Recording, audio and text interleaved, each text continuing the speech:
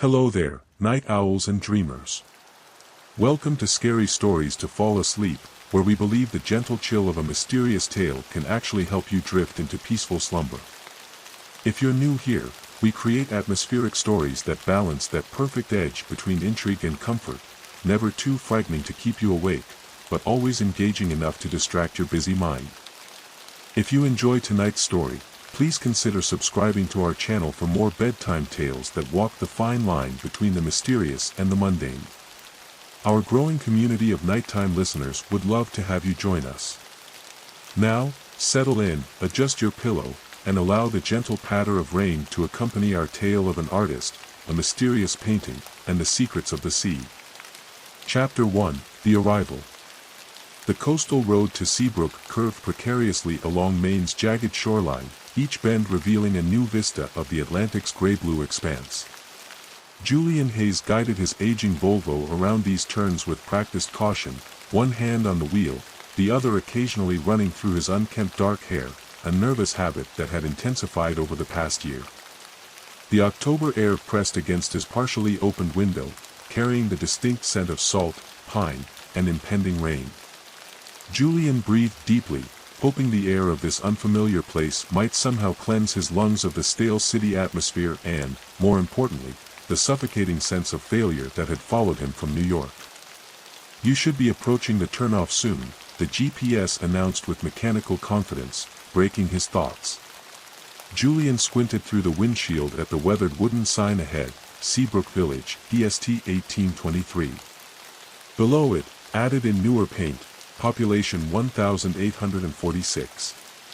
Soon to be 1,847, he murmured to himself with a wry smile that didn't quite reach his eyes. At least temporarily. The village materialized gradually, first a scattering of homes set back from the road, then a more concentrated collection of saltbox houses and small businesses that constituted downtown Seabrook. The buildings were painted in faded coastal colors, weathered blues, sandy beiges, and slate grays that seemed to have absorbed decades of sea spray.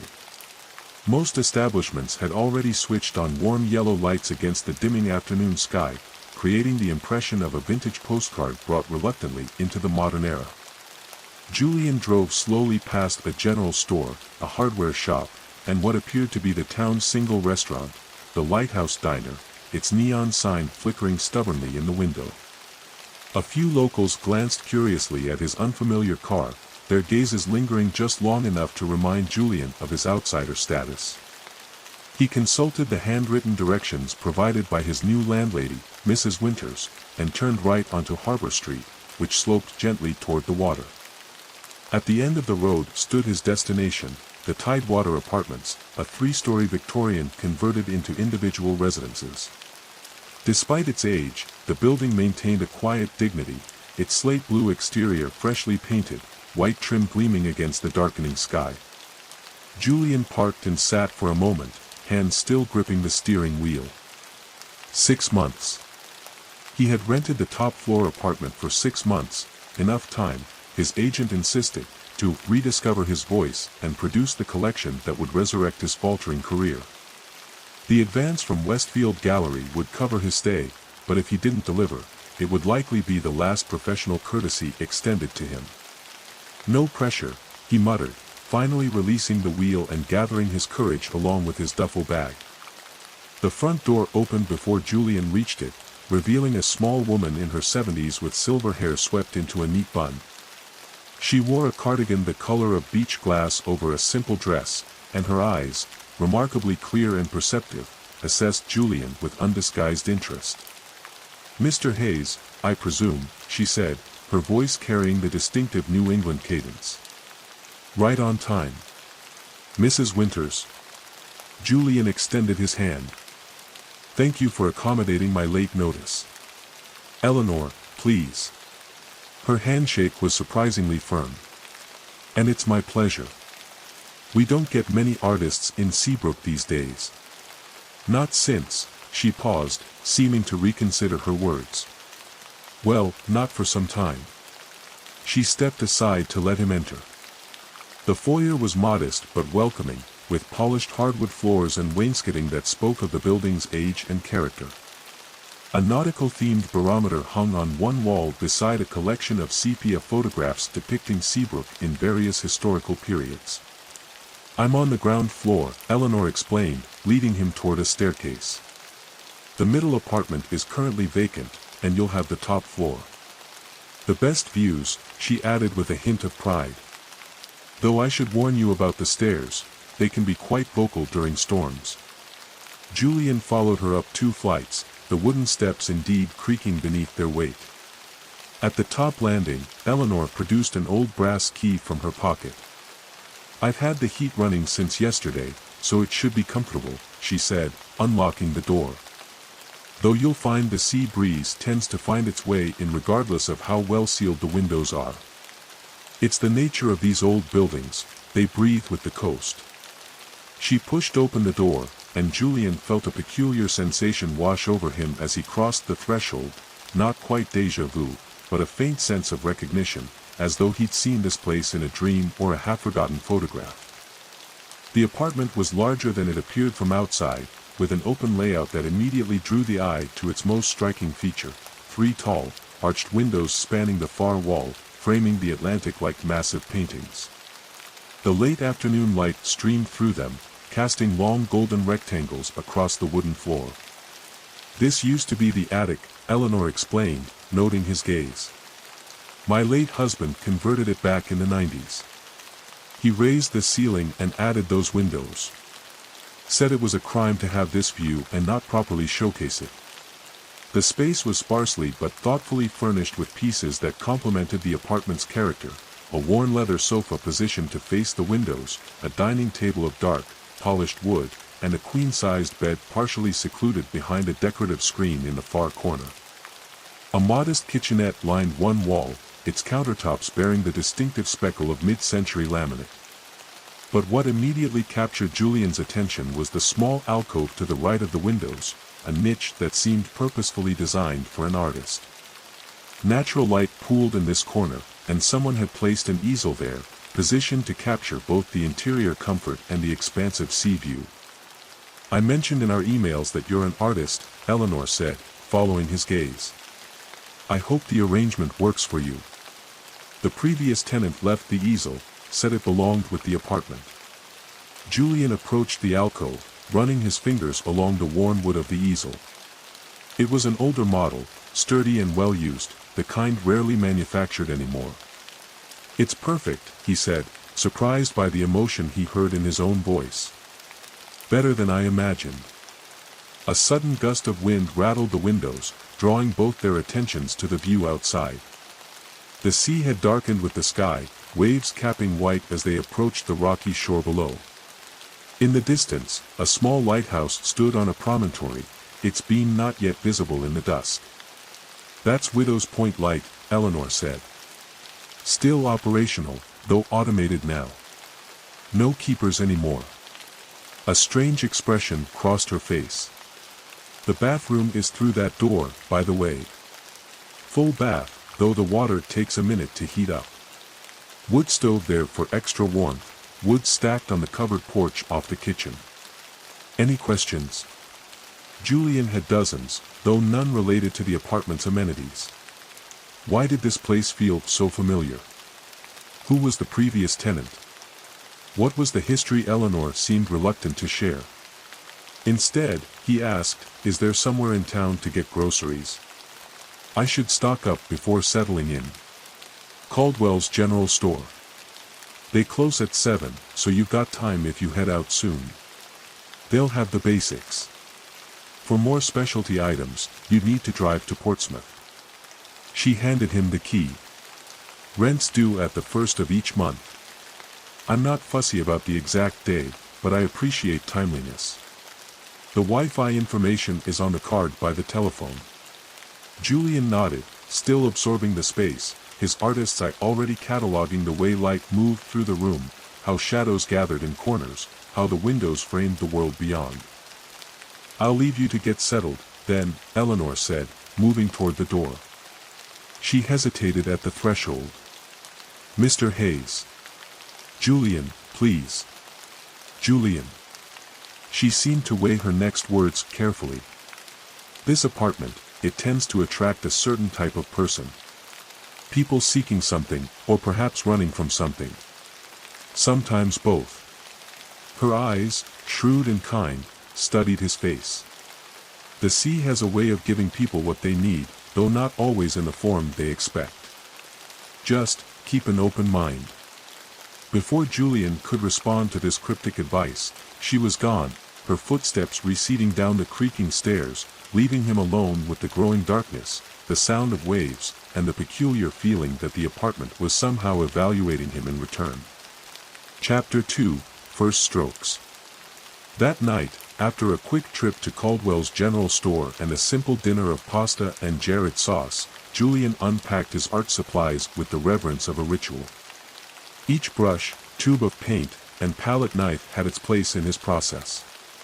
He arranged them on a small side table near the easel, comforted by these familiar tools amid the unfamiliar surroundings. Outside, the weather had turned. Rain pelted the windows in rhythmic surges, driven sideways by the wind. The lighthouse beam swept regular patterns across the black water, briefly illuminating the raindrops clinging to the glass like tears.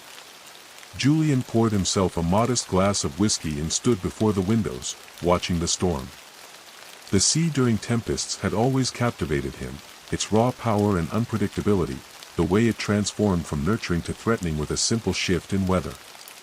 Tonight's display was particularly dramatic, with waves crashing against the rocks below, sending sprays of white foam high into the air.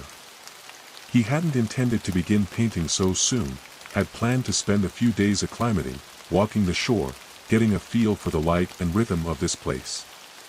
But something about the storm's energy called to him, awakening a creative impulse that had lain dormant for too long. Setting down his glass, Julian went to the alcove and prepared a canvas, securing it to the easel. His movements were practiced, automatic, a procedure he could perform even in the dim light provided by the single lamp and occasional flash of lighthouse beam. He selected a limited palette for this first effort, various blues and grays, a touch of white, deep umbre for shadows.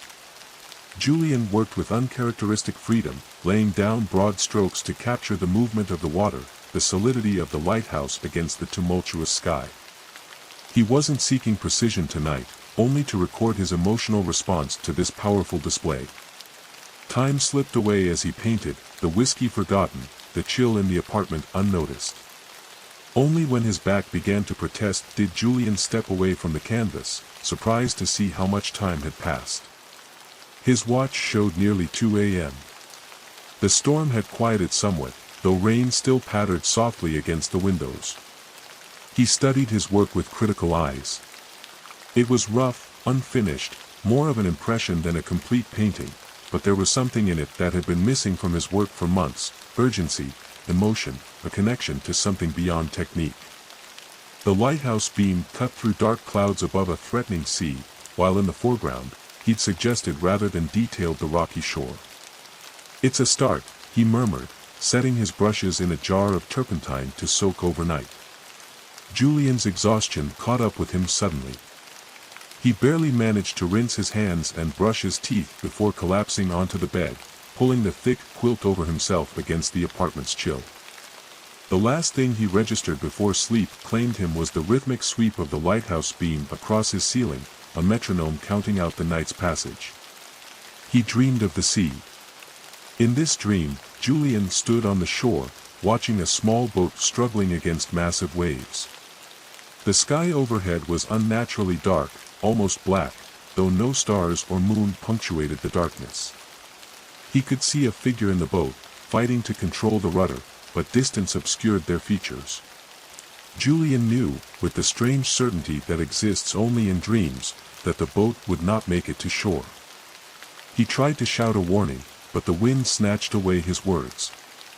He tried to move closer to the water, to somehow offer help, but his feet remained fixed to the rocks, immobile as the incoming tide lapped at his ankles. The lighthouse behind him remained dark. Why wasn't it guiding the boat to safety? The dream Julian turned to look at the lighthouse and found instead his easel, the canvas upon it glowing with an internal light. In the painting, the lighthouse beam shone brightly, warning of danger. But in reality, the light remained unlit. He understood then, he needed to complete the painting for the light to work. Dream Julian picked up a brush that materialized in his hand and added a bright streak of white to the canvas, illuminating the painted lighthouse. As he did, the real lighthouse behind him blazed to life, its beam cutting through the darkness toward the struggling boat. But it was too late. A massive wave rose up beneath the small craft, lifting it high before smashing down. The boat splintered, and the figure disappeared beneath the churning water. Julian woke with a start, covered in cold sweat despite the quilt. Gray morning light filtered through the windows, revealing a calm sea that belied the violence of his dream. The storm had passed, leaving behind a sky of mottled clouds and occasional breaks of pale blue. He lay still for a moment, trying to shake the unsettling images from his mind. Just a dream, an unsurprising one, given his new surroundings and the storm that had raged overnight. Still, it had felt unusually vivid, the emotions it evoked, helplessness, urgency, responsibility, lingering even as the details began to fade. Julian showered and dressed quickly, eager for coffee to clear the remnants of the dream from his mind. As the small pot brewed on the stove, he wandered to the easel to assess last night's work in the clear light of morning. He stopped short, coffee forgotten. The painting had changed. What had been a rough impression of the lighthouse and stormy sea now contained a small detail he was certain he hadn't included, a tiny boat, barely more than a suggestion of shape, positioned in the dangerous waters between the rocks and the open sea. The boat was rendered with just a few strokes, but undeniably intentional, and undeniably not his work. Julian stared at the canvas, a chill that had nothing to do with the apartment's temperature creeping up his spine. Had he painted this in some exhausted, half-asleep state and simply forgotten? It seemed unlikely. He'd worked this way for years and never experienced such a lapse in memory. He reached out tentatively to touch the painted boat. The paint was completely dry, unlike the rest of the canvas which still retained some tackiness from the previous night's session. The coffee pot bubbled to completion on the stove, the familiar smell filling the apartment, but Julian remained fixed before the canvas, unable to reconcile what he was seeing with what he remembered painting. A sharp knock at his door startled him from his contemplation. "Mr. Hayes." "Julian?" Eleanor's voice called. "There's someone here you might want to meet." Julian gave the painting one last bewildered look before crossing to open the door.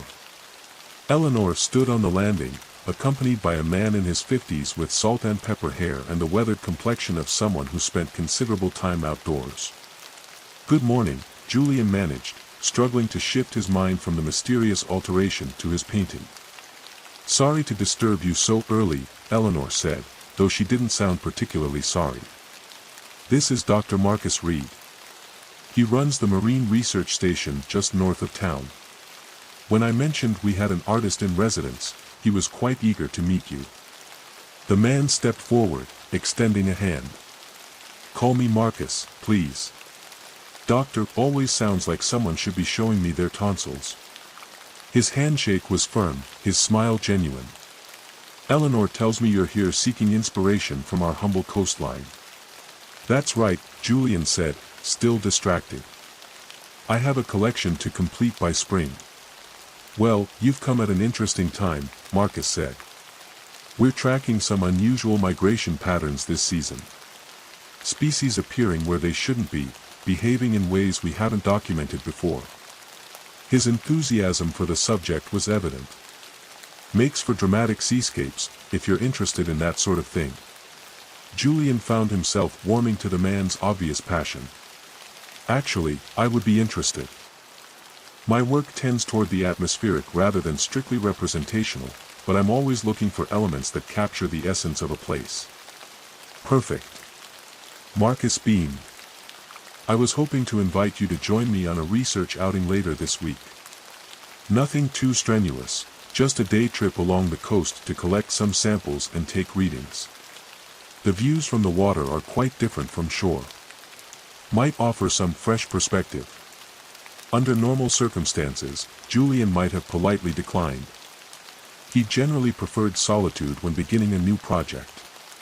But the strange addition to his painting had unsettled him, making the apartment suddenly feel less like a sanctuary and more like an enigma. A day on the water might help clear his head. "I'd like that," he said, surprising himself with his sincerity. "Thank you." "Excellent.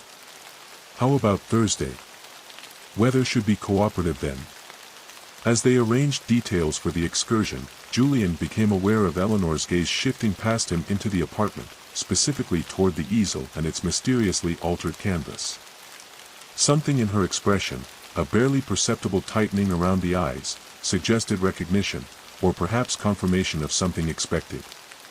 When Marcus took his leave moments later, promising to collect Julian on Thursday morning, Eleanor lingered. Her eyes remained on the painting, now clearly visible from where she stood. "You've started working already," she observed, her tone carefully neutral.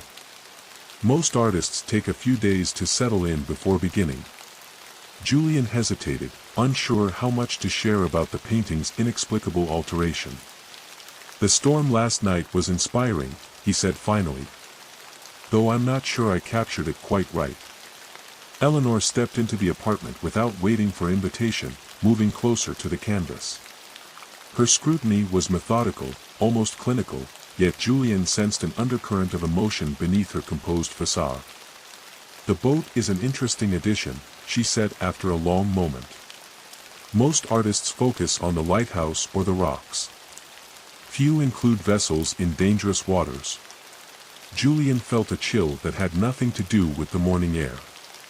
"I didn't," he began, then stopped himself. How could he explain what he didn't understand? "It felt necessary to the composition," he finished lamely. Eleanor turned to him, her expression softening. "There's coffee on your stove about to burn," she said gently. "Why don't you pour us both a cup? I have a story you might find relevant to your work here."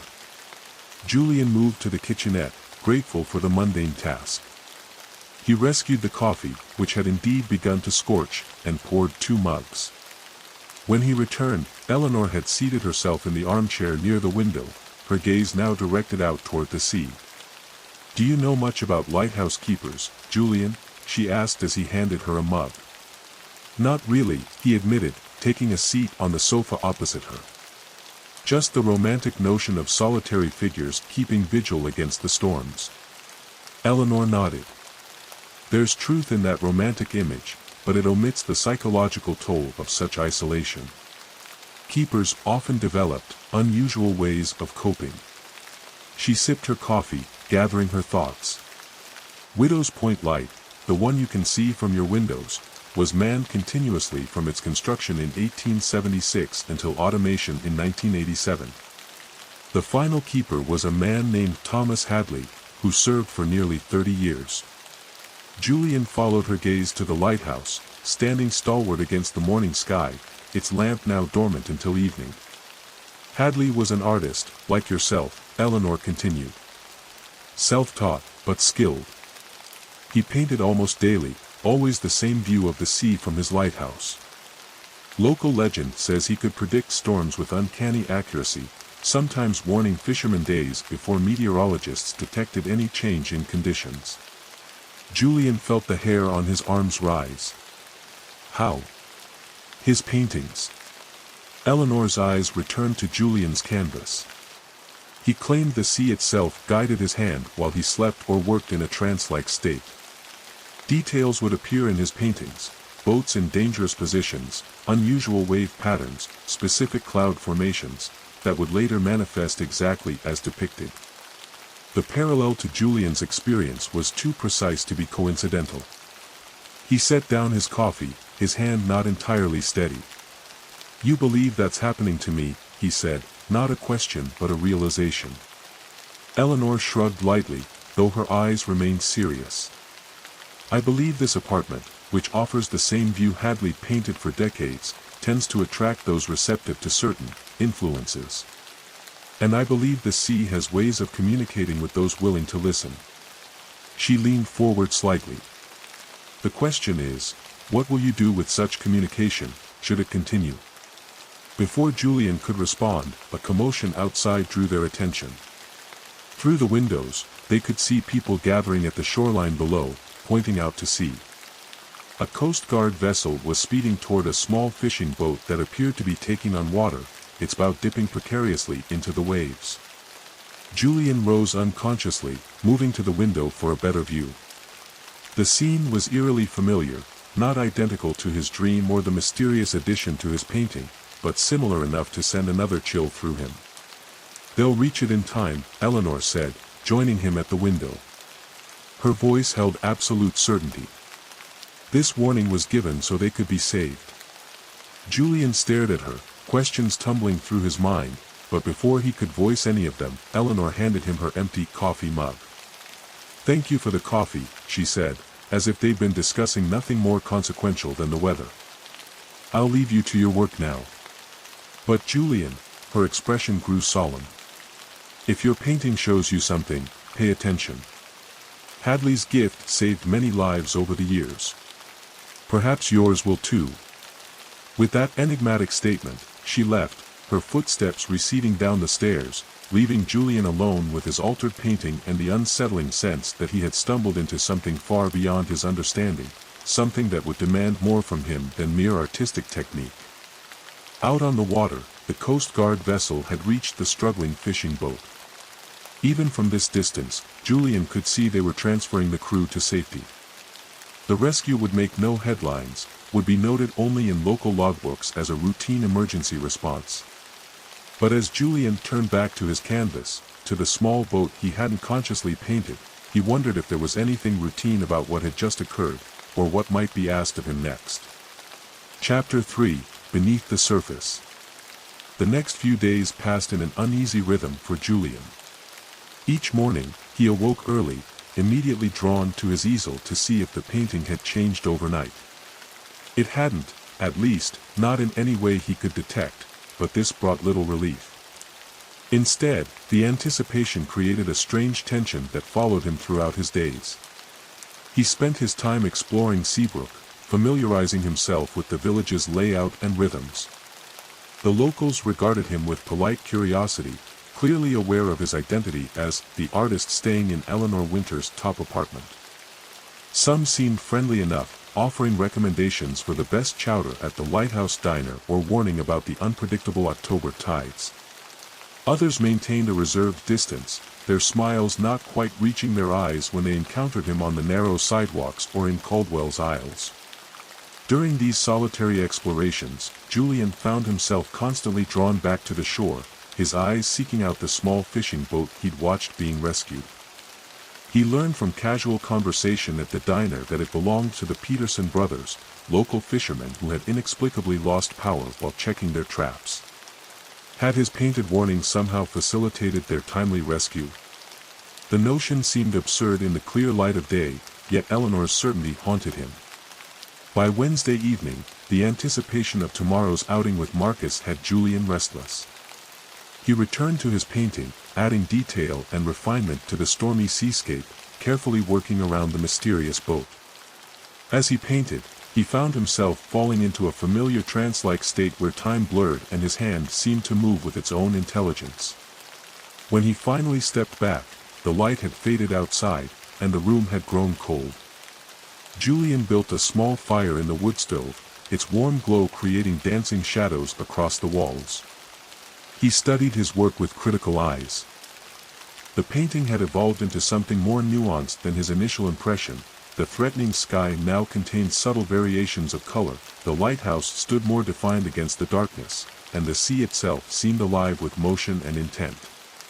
But it was the small boat that drew his eye. In the context of the more developed painting, it no longer seemed like an anomalous addition but an essential focal point, the narrative center around which the composition revolved.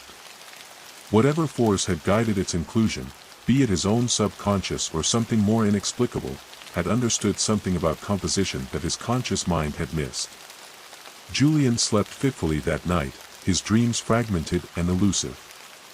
He kept returning to the lighthouse, sometimes as observer, sometimes as keeper, watching the sea with growing apprehension. In one particularly vivid sequence, he stood on the lighthouse gallery, peering through a brass telescope at a distant horizon where dark clouds gathered with unnatural speed. He woke before dawn, the apartment still dark save for the dying embers in the wood stove. A soft tapping sound had pulled him from sleep, rain against the windows, gentle but insistent. Julian lay still, listening to its rhythm, trying to reconcile his dream-fractured thoughts. Something compelled him to rise and cross to the easel, though in the dim light he could barely make out the canvas. He switched on the small lamp beside it, blinking as his eyes adjusted. The painting had changed again. Where before there had been only storm clouds and turbulent seas, now a dark shape lurked beneath the waves near the small boat. The shape was indistinct, more suggestion than detailed rendering, but unmistakably deliberate, a shadowy presence in the depths, positioned directly below the vessel. Julian's heart raced. He had not added this detail, had not even touched that portion of the canvas during yesterday's session. Yet the brushwork matched his style perfectly, as if his own hand had created it while his conscious mind was elsewhere. He checked his watch, 5:17 a.m. Marcus wouldn't arrive for nearly 3 hours. Julian paced the apartment, alternate waves of fascination and unease washing over him. What was he witnessing? Some strange manifestation of his subconscious artistic process? A hallucination brought on by stress and isolation? Or something more, something connected to Eleanor's tale of the lighthouse keeper who painted premonitions? When Marcus knocked at precisely 8 a.m., Julian had already been ready for an hour, his go-bag packed with sketching materials, a camera, and extra layers against the October chill. He'd covered the painting with a cloth, unwilling to leave it exposed even in his absence. Perfect day for a sea excursion, Marcus greeted him cheerfully. Bit of morning rain to keep the tourists away, but it's clearing nicely. Indeed, the earlier rainfall had tapered off, leaving a freshly washed quality to the air. As they walked down to the harbor, Marcus pointed out various landmarks, sharing historical tidbits and scientific observations in equal measure. His enthusiasm was infectious, momentarily distracting Julian from his troubled thoughts. Marcus's research vessel was smaller than Julian had anticipated, a 28-foot Boston whaler equipped with various monitoring devices and sample collection equipment. She's not glamorous, Marcus admitted as they boarded, but she's reliable and perfect for coastal work. I have a larger vessel for offshore research, but we won't need that today. As they motored out of the harbor, Julian found himself scanning the water with unusual intensity, looking for, what? The shadowy shape from his altered painting? He almost laughed at himself. Whatever was happening with the painting, he wasn't about to start expecting sea monsters. The morning passed pleasantly as Marcus guided them along the coastline, stopping occasionally to collect water samples or deploy small measuring devices. He explained his current research involving changes in local marine ecology, warming waters bringing southern species northward, disrupting established patterns.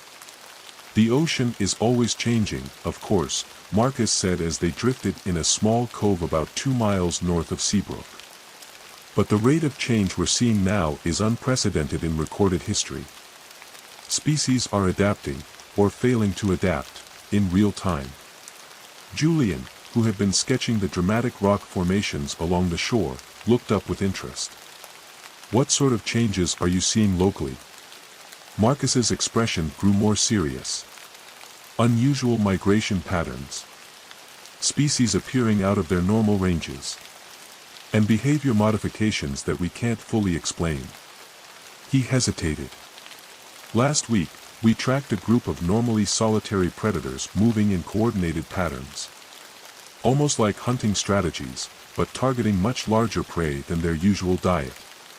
A chill that had nothing to do with the ocean breeze ran through Julian. What kind of predators? Before Marcus could answer, a shadow passed over the boat, too large to be a cloud, too fast to be anything but deliberate. Both men looked up, but the sky above them was clear, the sun briefly obscured but now visible again. Marcus frowned, checking his instruments. That was odd. Julian scanned the water around them, suddenly uneasy. The sea here was deeper than in the harbor, the clear greenish-blue near shore giving way to a darker, more opaque hue that concealed whatever might lurk beneath. "Marcus," he said carefully, "that shape in your painting, what was it exactly?" Marcus gave him a puzzled look. "What painting?" Julian realized his mistake immediately. He hadn't told Marcus about the mysterious additions to his canvas, had spoken to no one about them except Eleanor. "Sorry," he said, forcing a casual tone. "Just thinking about a potential composition. This light is remarkable, the way it changes the color of the water." Marcus seemed ready to press the question, but a sudden beeping from one of his instruments diverted his attention. He moved to check the readout, his brow furrowing. "That's strange," he murmured, adjusting a dial. "We're getting anomalous readings from the depth sounder." "Meaning what?" "Meaning something large is moving beneath us," Marcus replied, his voice now carrying a note of professional curiosity. "Too large and too fast to be typical for this area."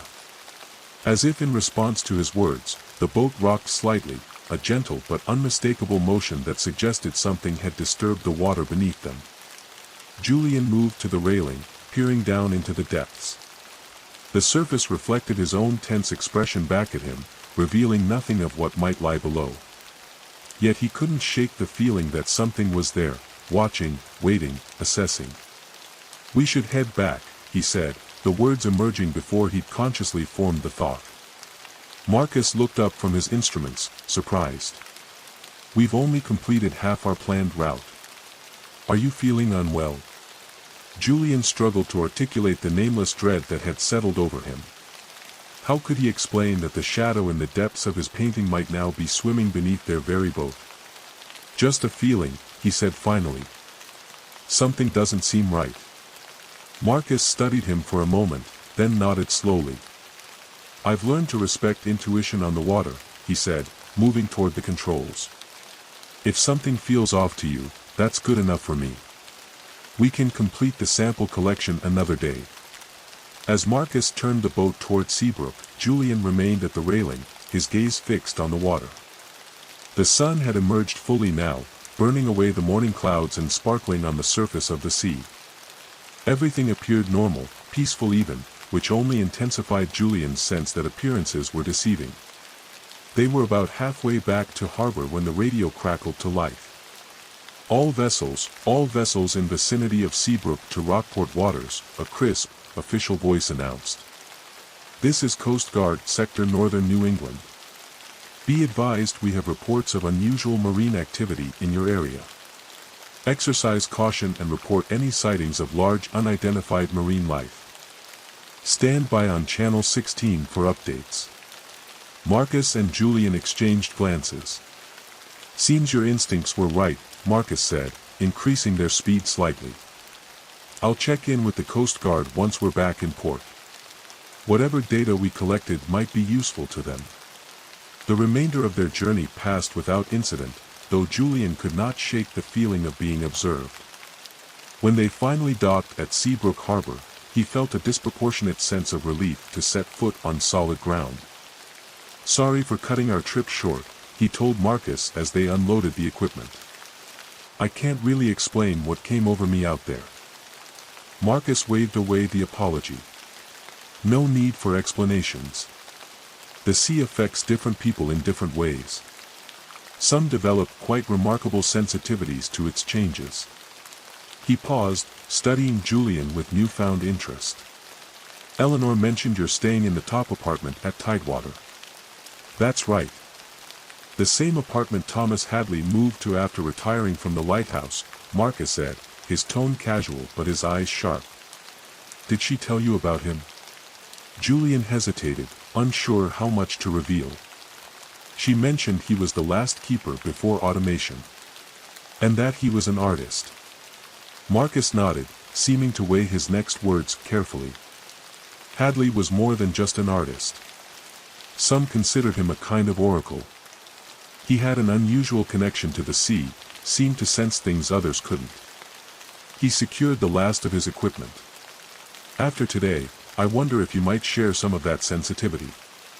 Before Julian could respond, a commotion further down the dock captured their attention.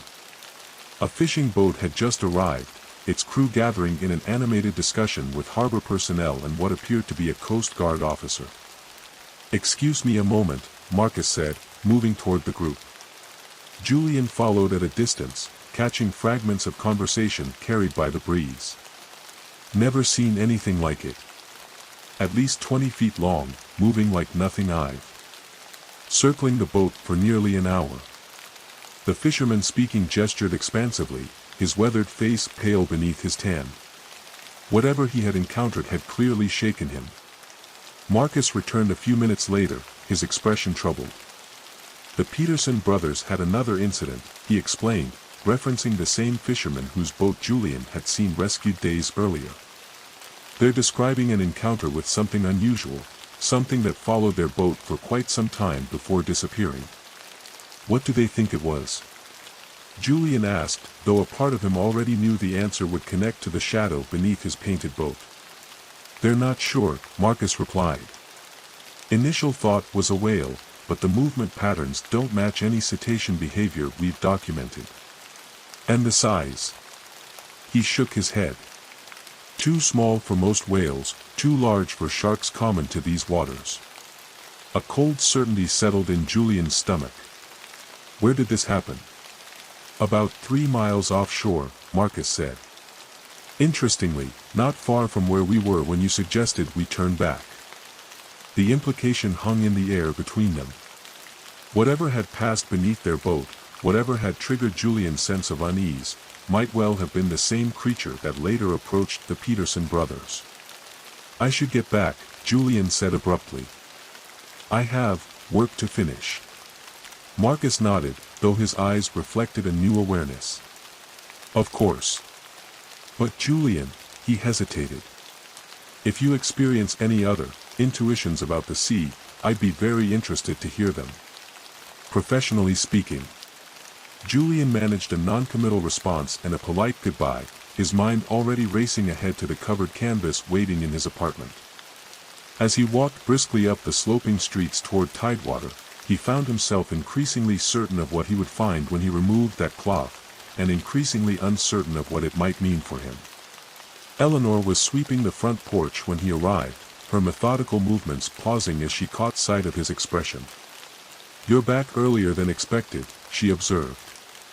"And looking like you've seen something troubling." Julian stopped at the bottom of the porch steps. "The painting changed again last night," he said without preamble. "There's something in the water beneath the boat. And today, something followed the Peterson brothers' fishing boat, the same boat that was rescued before." Eleanor leaned her broom against the railing, her manner calm but her eyes alert. "And you believe these events are connected to your painting, don't you?" Julian countered. "You're the one who told me about Hadley and his predictive paintings." "I did," she acknowledged. "But believing in such things requires a significant adjustment to one's worldview. I wasn't sure you were ready to make that leap." Julian ran a hand through his hair, a gesture of frustration. "I'm not sure I am ready. But I can't deny what's happening either." He looked up at her, suddenly struck by a thought. "How did you know my painting would change? You seemed to be expecting it from the beginning." Eleanor's gaze drifted past him to the sea. "Because every artist who stays in that apartment experiences something similar. Not all in the same way, some through dreams, some through sudden inspirations, some through alterations to their work, but always the sea finding a way to communicate." "Communicate what, exactly?" "Warnings, usually," she said, turning back to him. "The sea has always sought to warn us of its dangers. Most people have lost the ability to hear its messages directly. Artists, though, especially those with a certain sensitivity, sometimes become its interpreters." Julian absorbed this, finding it simultaneously absurd and eerily plausible. "And Hadley? What happened to him?" A shadow crossed Eleanor's face. "He painted until the very end. His final canvas showed a storm like none he'd ever depicted before. The harbor master tried to issue warnings based on Hadley's reputation, but officials wouldn't act without meteorological evidence." She sighed. 3 boats were lost when the storm hit with no warning. 12 people drowned. And Hadley? Found in his studio the morning after the storm, brush still in hand. The coroner ruled it heart failure. Eleanor's voice softened. Some say he died of grief, knowing his warning went unheeded. A heavy silence fell between them, broken only by the distant sound of waves and the cry of gulls overhead. I need to see my painting, Julian said finally. Whatever's happening, I need to understand it better. Eleanor nodded. Yes, you do. But Julian, she fixed him with a steady gaze. Remember that knowledge brings responsibility. If the sea is speaking through your art, it's because it believes you can help prevent tragedy. As Julian climbed the stairs to his apartment, her words echoed in his mind. He hadn't come to Seabrook seeking responsibility for others' safety. He'd come seeking solitude, inspiration, a chance to revive his flagging career. The burden Eleanor described was not one he'd ever imagined bearing. Yet when he unlocked his door and crossed to the easel, when his hand hovered over the cloth covering his canvas, he felt a strange sense of purpose, as if something that had been misaligned in his life was finally shifting into its proper place. Julian drew a deep breath and pulled away the cloth. The painting had changed again, but not as he'd expected. The shadowy shape beneath the water was still there, but now it was more clearly defined, an elongated form with suggestions of fins or appendages, still obscured by the dark water but undeniably present and menacing. What captured his attention, however, was a new addition to the scene. A second boat had appeared on the horizon, larger than the first, its course set directly toward the unseen danger lurking in the depths. Julian stared at this new element, a cold realization dawning. If the pattern held, if these painted additions truly predicted events to come, then another vessel was heading toward danger, perhaps the very creature that had followed the Peterson brothers earlier that day. He needed to warn someone. But who would believe him? How could he explain his certainty without sounding delusional? As if in answer to his unspoken questions, the desk phone rang, startling him. Julian crossed the room and lifted the receiver, half expecting to hear Eleanor's voice. Instead, it was Marcus Reed. Julian, he said without preamble, I've been thinking about our conversation on the boat, and about what the Peterson brothers reported. There's something else you should know about Thomas Hadley. Julian sank into the chair beside the desk, his eyes still fixed on the altered painting across the room. I'm listening. Hadley didn't just paint predictions, Marcus continued. He developed a system for interpreting them, a kind of key to understanding what the sea was trying to communicate through his art. His journals are in the Historical Society archives. A pause. I think you should see them. Julian looked out the window toward the darkening sea, where somewhere beneath the surface, something unknown was moving, something his painting had tried to warn him about twice now. When? He asked simply. Tonight, Marcus replied. The sooner you understand what you're dealing with, the better for everyone. As Julian replaced the receiver, he felt a shift within himself, reluctant acceptance of what Eleanor had implied and what Marcus now seemed to confirm, that he had somehow inherited a strange gift or curse, or responsibility he never sought but could not honorably refuse. Outside his windows, the lighthouse beam began its nightly sweep across the water, searching for dangers in the growing darkness. Julian watched it for a moment, then turned back to his easel, where a second boat sailed unwittingly toward peril on his canvas.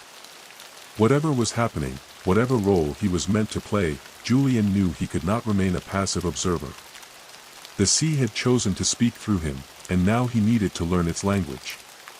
Chapter 4, The Journals. Darkness had fully settled over Seabrook by the time Julian met Marcus outside the small brick building that housed the local historical society. The structure stood near the town hall, its architecture more formal than the weathered charm of the surrounding buildings, a deliberate statement of civic importance in this small coastal community. Margaret Holloway is the curator, Marcus explained as he unlocked the front door with a key he'd been given. She's a friend, agreed to let us in after hours for some privacy. What we're looking for isn't exactly part of the official collection. The interior smelled of old paper and furniture polish, the kind of scholarly mustiness that suggested careful preservation.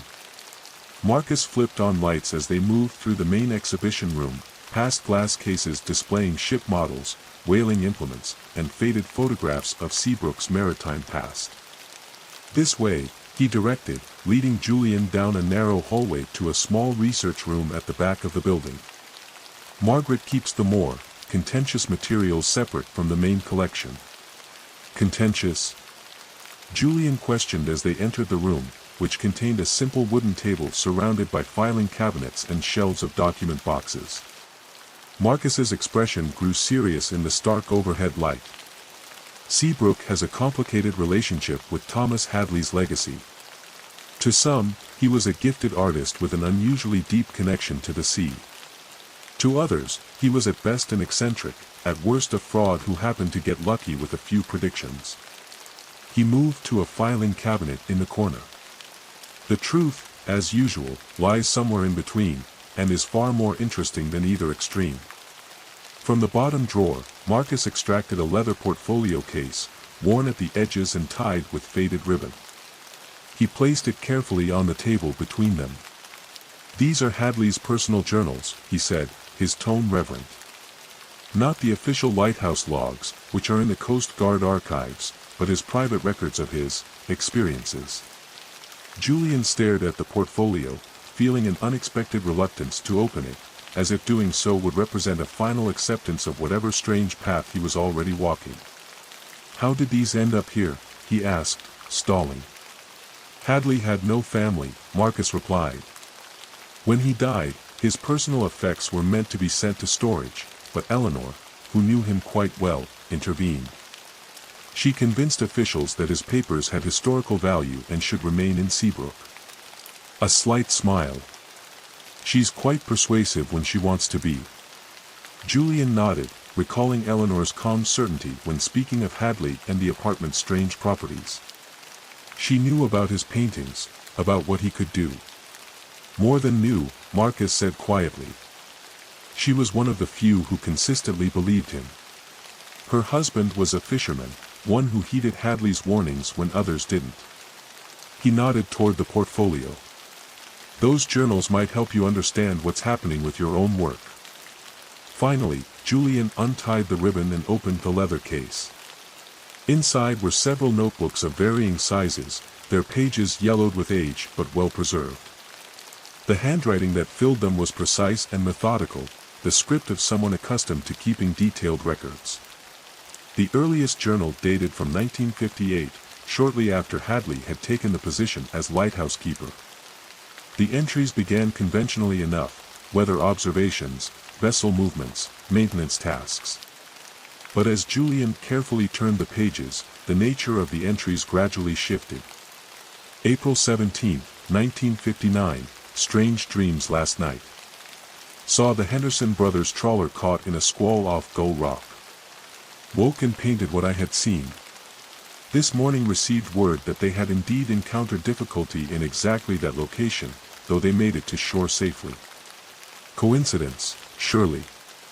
June 3, 1959, another dream, another painting. This time the Miller craft with a damaged rudder. Again, the event came to pass the following day. This is becoming difficult to dismiss." As Julian continued reading, Hadley's entries became more focused on his paintings and their apparent predictive qualities. Several pages contained small sketches alongside written observations, meticulously documenting the correlation between his artistic renderings and subsequent events. "He was systematic," Julian murmured, impressed despite his lingering skepticism. "Treating it almost like a scientific phenomenon." Hadley was no mystic, Marcus agreed. He was a practical man confronted with something beyond his understanding. He approached it the only way he knew how, through careful observation and record-keeping. Julian turned to later journals, where Hadley had begun developing a more refined system for interpreting his paintings' warnings. August 12, 1965, after much observation, I believe I have identified certain patterns in how the warnings manifest. The time between painting and event appears connected to the positioning of elements within the composition. Events on the horizon typically manifest 3 to 5 days hence, events in the middle distance, 1 to 2 days, events in the foreground, within 24 hours, often much sooner. The clarity of the rendering also seems significant. Clear, detailed elements indicate certainty, vague or obscured elements suggest possibility rather than inevitability. Most importantly, I have observed that when warning is heeded, when action is taken based on the painting's message, the outcome depicted can be altered. The sea does not show us fate, but rather danger that might be avoided. Julian looked up, a chill running through him as he recalled the second boat he had discovered in his own painting, positioned at the horizon line, suggesting it had days before encountering the shadowy creature beneath the waves. This would mean there's still time, he said, thinking aloud. Marcus, who had been quietly observing Julian's reactions, raised an eyebrow. Time for what, exactly? Julian hesitated only briefly before making a decision. Marcus had already demonstrated his open-mindedness about Hadley. He might be the only person besides Eleanor who wouldn't dismiss Julian outright. My painting has changed again, he explained. It now shows a second boat, larger than the first, heading toward whatever is in the water. According to Hadley's system, its position suggests we have a few days before any potential encounter. If Marcus was surprised by this declaration, he hid it well. Instead, he nodded thoughtfully. Do you recognize the vessel? Any identifying features? Not clearly, Julian admitted. It's more of a suggestion than a detailed rendering. But it's definitely larger than a fishing boat, perhaps a research vessel or small commercial craft. A shadow crossed Marcus's face. The university research vessel is scheduled to begin a week-long sampling expedition on Friday. 10 students, 2 faculty members, and a crew of 3. He met Julian's gaze directly. Would you recognize it if you saw a photograph? Julian considered this. Possibly. The boat in the painting is distant, but it has a distinctive silhouette. Marcus moved to a bookshelf and retrieved a binder labeled Maritime Seabrook, Contemporary Vessels. He flipped through pages of photographs until he found what he was looking for. The R/V Oceanic Explorer, he said, sliding the binder across the table.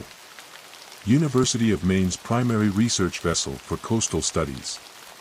Julian studied the photograph, comparing it to the mental image of the boat in his painting. The similarity was undeniable, the same distinctive observation deck, the same arrangement of equipment on the stern. That's it, he confirmed, a weight settling in his stomach. That's the boat heading toward danger in my painting. Marcus's expression grew grave. We need to be certain before taking any action. False alarms can damage credibility that might be needed for genuine emergencies. He glanced at his watch. It's late, but I'd like to see your painting, compare it directly with these photographs.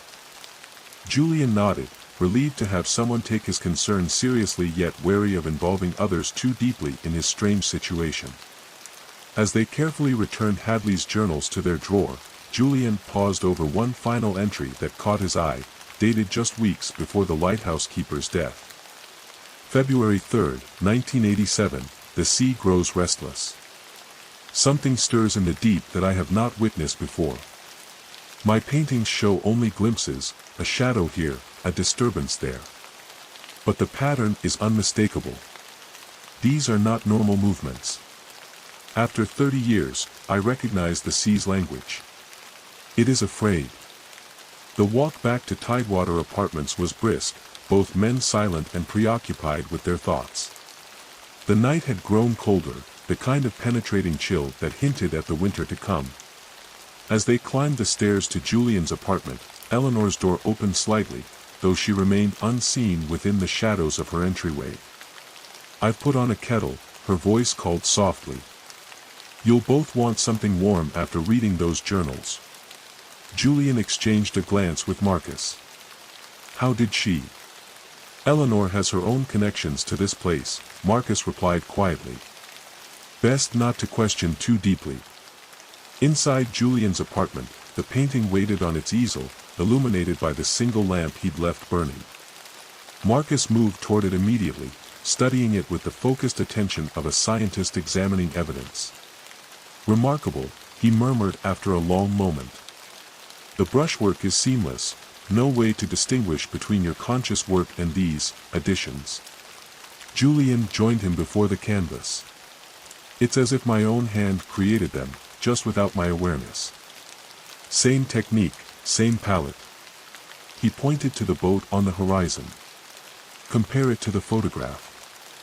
Marcus pulled the picture of the oceanic explorer from his bag. Even accounting for the painting's stylistic rendering, the resemblance was unmistakable. "And this shape beneath the water," Marcus continued, leaning closer to examine the shadowy presence lurking below the smaller boat. "It's suggestive rather than explicit, but the form implies something larger than typical marine life in these waters." A soft knock announced Eleanor's arrival. She entered carrying a tray with a teapot and 3 mugs, her expression unsurprised as she glanced from the men to the painting. "Darjeeling," she said, setting the tray on the small dining table.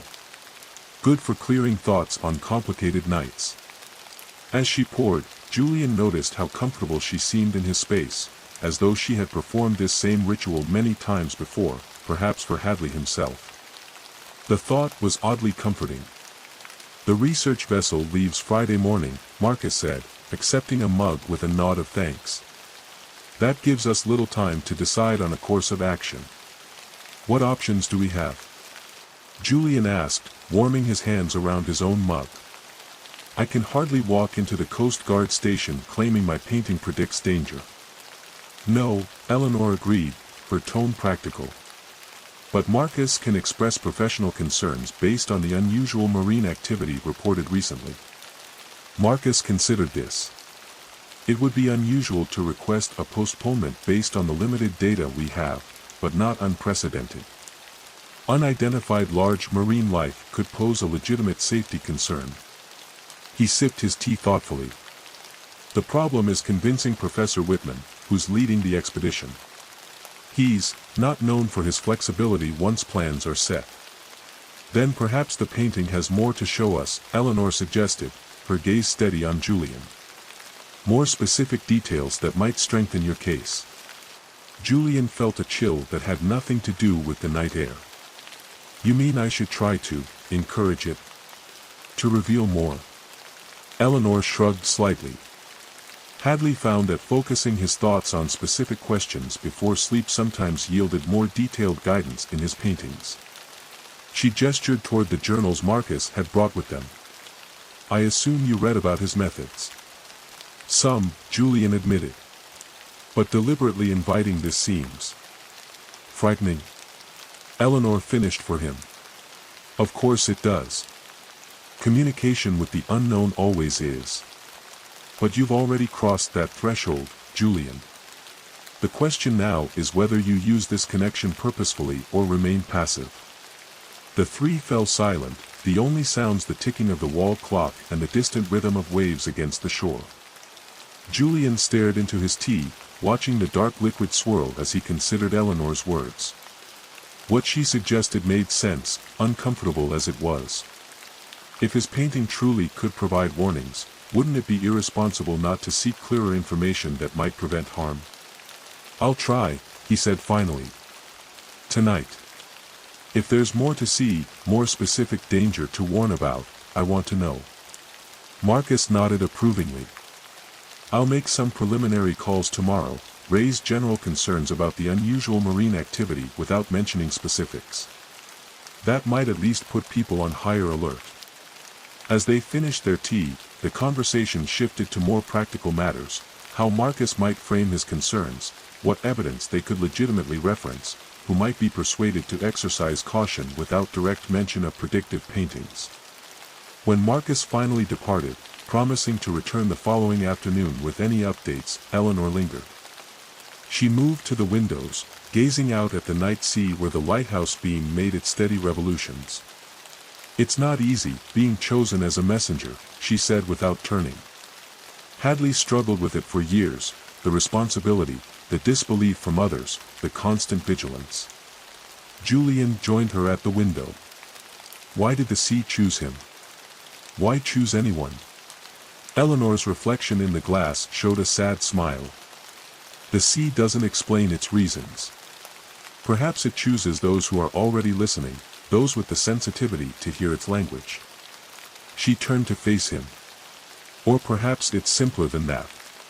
Perhaps it chooses those who happen to be looking out the right window at the right time. With that enigmatic statement, she bid him good night, leaving Julian alone with his thoughts, his painting, and the weight of a responsibility he never saw.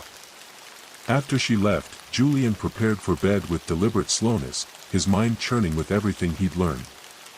Hadley's journals, with their methodical documentation of a phenomenon most would dismiss as impossible. Eleanor's calm acceptance of the inexplicable. Marcus's scientific curiosity, willing to consider evidence regardless of its unusual source. And beneath it all, the unsettling reality of his paintings changes that seem to be warning of genuine danger to real people. As Julian finally slipped beneath the quilt, he stared at the canvas across the room, barely visible in the darkness. Following Eleanor's suggestion, he focused his thoughts on specific questions before closing his eyes.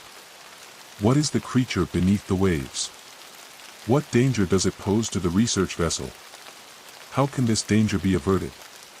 Sleep came surprisingly quickly, drawing him into dreams of dark water and searching lights, of muffled voices calling from great depths, and of shapes moving with deliberate purpose beneath the surface of a painted sea. Chapter 5, Warning Signs. Julian woke with a gasp, his heart pounding as if he'd been running. Gray morning light filtered through the windows, revealing a room that felt suddenly unfamiliar despite his week of residence. He lay still for a moment, trying to recapture the fragments of his dream, something about voices in the water, about lights descending into darkness. The memory slipped away as consciousness fully returned, but the emotional residue remained, an urgent sense that something important had been communicated, if only he could remember what. When he finally rose and padded across the cold floor to his easel, Julian was unsurprised to find the painting changed once again. The alterations were subtle but significant. The research vessel on the horizon now appeared slightly closer to the center of the composition, suggesting the timeline had shortened. More concerning was the enhanced definition of the shape beneath the water. What had been merely a suggestive shadow now showed more distinct features, the suggestion of an elongated body, appendages that might be fins or tentacles, and most disturbingly, what appeared to be multiple eyes along its form. Julian studied these new details with a mixture of fascination and dread. The creature, if that's what it was, resembled no marine life he was familiar with. It seemed almost composite in nature, as if combining features from different species into something new and unsettling. He was still examining the painting when his phone rang, startling him from his analysis. It was Marcus. "I've been making calls since dawn," he said without preamble. "The Coast Guard has agreed to issue a general advisory about unusual marine activity, but they're not going to restrict any vessels without more concrete evidence." "What about the research expedition?" Julian asked, his eyes still fixed on the painting. "Professor Whitman is resistant to any suggestion of postponement," Marcus replied, frustration evident in his voice. He cited tight scheduling, equipment reservations, and student thesis deadlines. "He did agree to review our recently collected data and incident reports before departure, but he made it clear he expects to proceed as planned." Julian wasn't surprised. From what little Marcus had shared about Whitman, the professor seemed unlikely to alter course based on vague warnings. "The painting changed again," Julian said, switching to speaker phone so he could photograph the canvas with his camera. "The creature is more defined now, and the research vessel appears to be closer to the danger zone. Can you send me images?" Marcus asked, his tone shifting to professional interest. "Doing that now," Julian replied, transferring the photos to his laptop and attaching them to an email. "It doesn't resemble any known species I'm aware of, but my marine biology knowledge is limited to what I need for seascapes. I'll analyze these and compare with our database," Marcus said. If this represents a real organism rather than a symbolic warning, we might find some matches with rarely documented species. After ending the call, Julian showered and dressed quickly, driven by a growing sense of urgency. The timeline in his painting seemed to be accelerating, which according to Hadley's journals meant the potential encounter was moving closer. He needed more information, more clarity, something concrete enough to convince skeptical authorities before Friday's departure. But how could he obtain it? The painting revealed only what it chose to, and so far, its warnings remained too ambiguous for decisive action. Julian's thoughts were interrupted by a hesitant knock at his door. Opening it, he found a young woman he hadn't seen before, perhaps in her mid-20s, with auburn hair pulled back in a practical ponytail and the kind of sunburned complexion that suggested significant time outdoors. "Mr. Hayes?" she asked, her manner direct but slightly nervous. "I'm Mira Calloway. I work with Dr. Reed at the Marine Research Station. He asked me to drop these off." She handed him a manila folder containing several printed pages. "Thank you," Julian said, accepting the folder with curiosity. "Would you like to come in for a moment?" Mira hesitated, glancing past him into the apartment with undisguised interest. "Actually, yes, if it's not an inconvenience. Marcus mentioned you're an artist." "I studied art before switching to marine biology." Julian stepped aside to let her enter, suddenly conscious of the altered painting on prominent display. Too late to hide it now, and perhaps Marcus had sent his assistant intentionally, knowing she might offer a fresh perspective. Myra's attention went immediately to the canvas, her expression shifting from casual interest to focused study. "This is what Marcus is so interested in," she said, not a question but a realization. "He's been cryptic about his sudden concern over the university expedition." Julian said nothing, watching her reaction as she approached the painting. Her analysis was methodical, her eyes tracking across the canvas with professional assessment. "The composition is fascinating," she observed. "Traditional marine elements, but the emotional tone is unsettling. The lighthouse as sentinel, the vulnerable vessels, and this shape beneath." She paused, leaning closer to examine the creature. "Interesting choice. It resembles descriptions of certain deep-sea organisms rarely seen in shallow waters." "What kind of organisms?" Julian asked, curious about her scientific interpretation. "This elongated form with multiple appendages suggests cephalopod morphology, but the size implied by your scale would be unprecedented." She glanced at him. "And these structures along its body, they resemble photophores, light-producing organs found in deep-sea species that use bioluminescence for hunting or communication."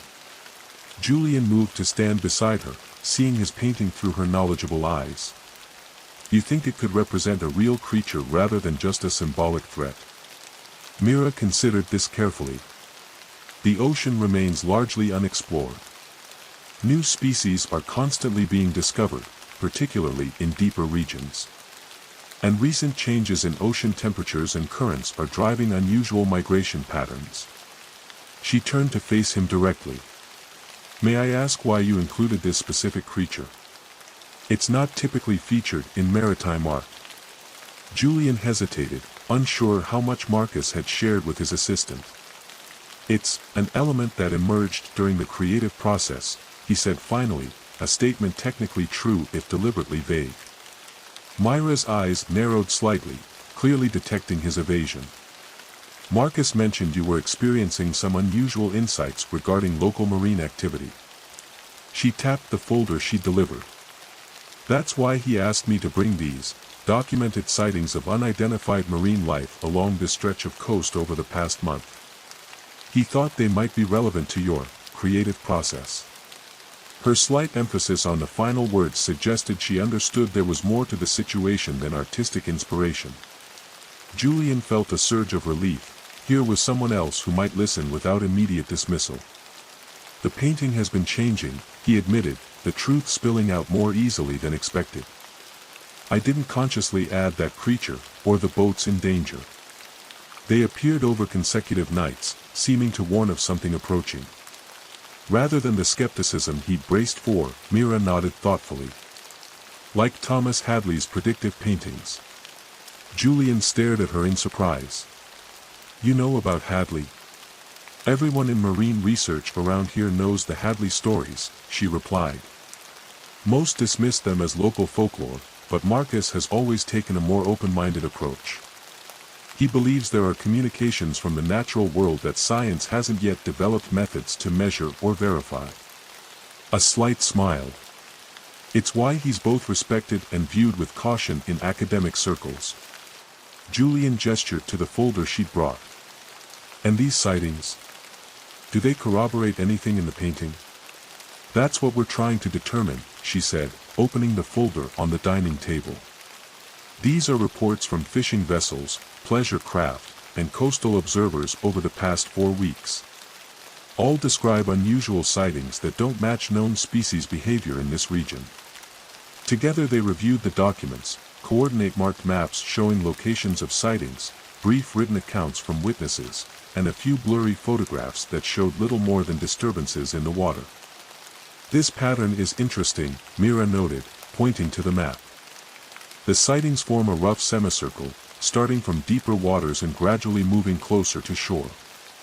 If we project the trajectory, she traced a line with her finger. It intersects almost exactly with the planned route of the oceanic explorers' expedition.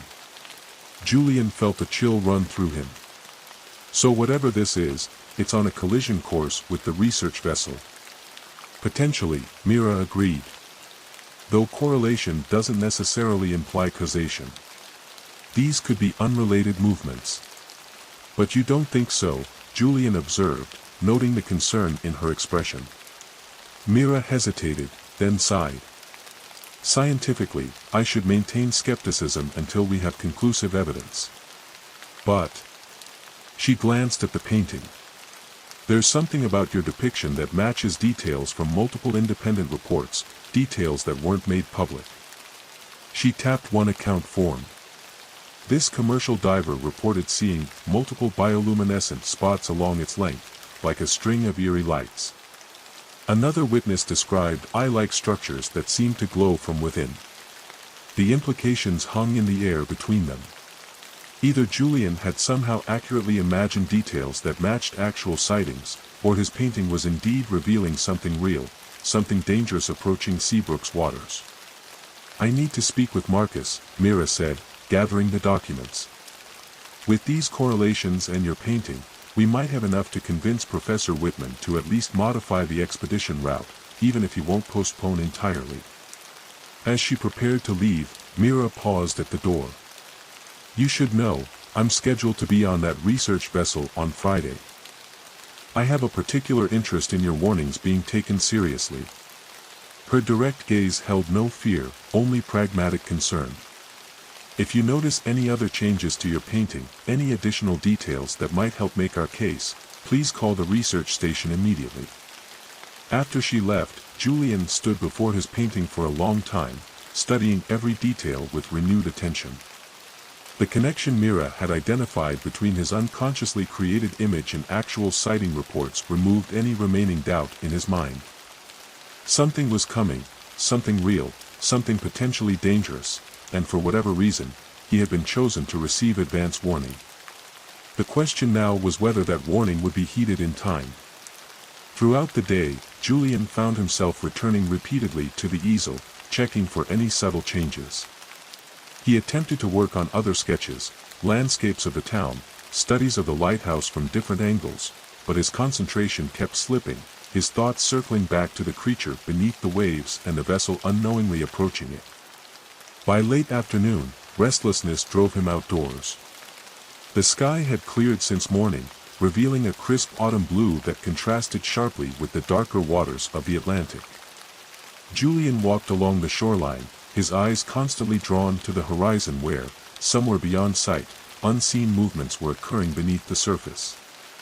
His path eventually led him to the lighthouse diner, where he found several locals gathered around the television mounted above the counter. A news report was playing, the banner across the bottom reading "Unusual marine activity prompts Coast Guard advisory." Authorities are urging caution for all vessels in the waters between Seabrook and Portsmouth following multiple reports of unidentified marine life in the area, the reporter was saying. While officials stress there is no cause for alarm, they recommend maintaining radio contact and reporting any unusual sightings immediately. The camera cut to a Coast Guard officer Julian recognized from the harbor. At this time, we're simply exercising appropriate precaution. Our primary concern is for smaller vessels that might be unprepared for encounters with larger marine life. We're monitoring the situation closely and will update our advisory as needed. A murmur ran through the gathered locals, some dismissive, others concerned. First the Peterson brothers, now this, an older man commented, stirring his coffee. Something strange is happening out there. It's probably just a whale that's strayed from its normal migration route, another counter. Happens every few years. Whales don't move the way Charlie Peterson described, a third voice joined in. Said it circled his boat for an hour, like it was studying them. Whales don't behave that way. Julian took a seat at the counter, ordering coffee and listening to the conversations around him. The town was divided in its response, some treating the situation with concern, others with the practiced nonchalance of those accustomed to the sea's unpredictability. His phone rang, Marcus's name lighting up the screen. "Julian," he said when Julian answered. "The Coast Guard advisory is a start, but Whitman remains unconvinced. He's agreed to a meeting tomorrow morning to review all evidence, but he's made it clear he considers this an overreaction." A pause. "Have there been any further developments with the painting?" "No changes since this morning," Julian replied, keeping his voice low. "But your assistant Mira pointed out correlations between my depiction and actual sighting reports." "Yes, she's been quite thorough in her analysis," Marcus said, a note of approval in his voice. "That's why I sent her to you. I thought her combined background in art and marine biology might offer unique insights." Julian hesitated, then asked the question that had been nagging at him since Myra's visit: "Is she really scheduled to be on the research vessel Friday?" "She is," Marcus confirmed. "She's completing her doctoral research on bioluminescent organisms. This expedition is critical for her data collection." He sighed.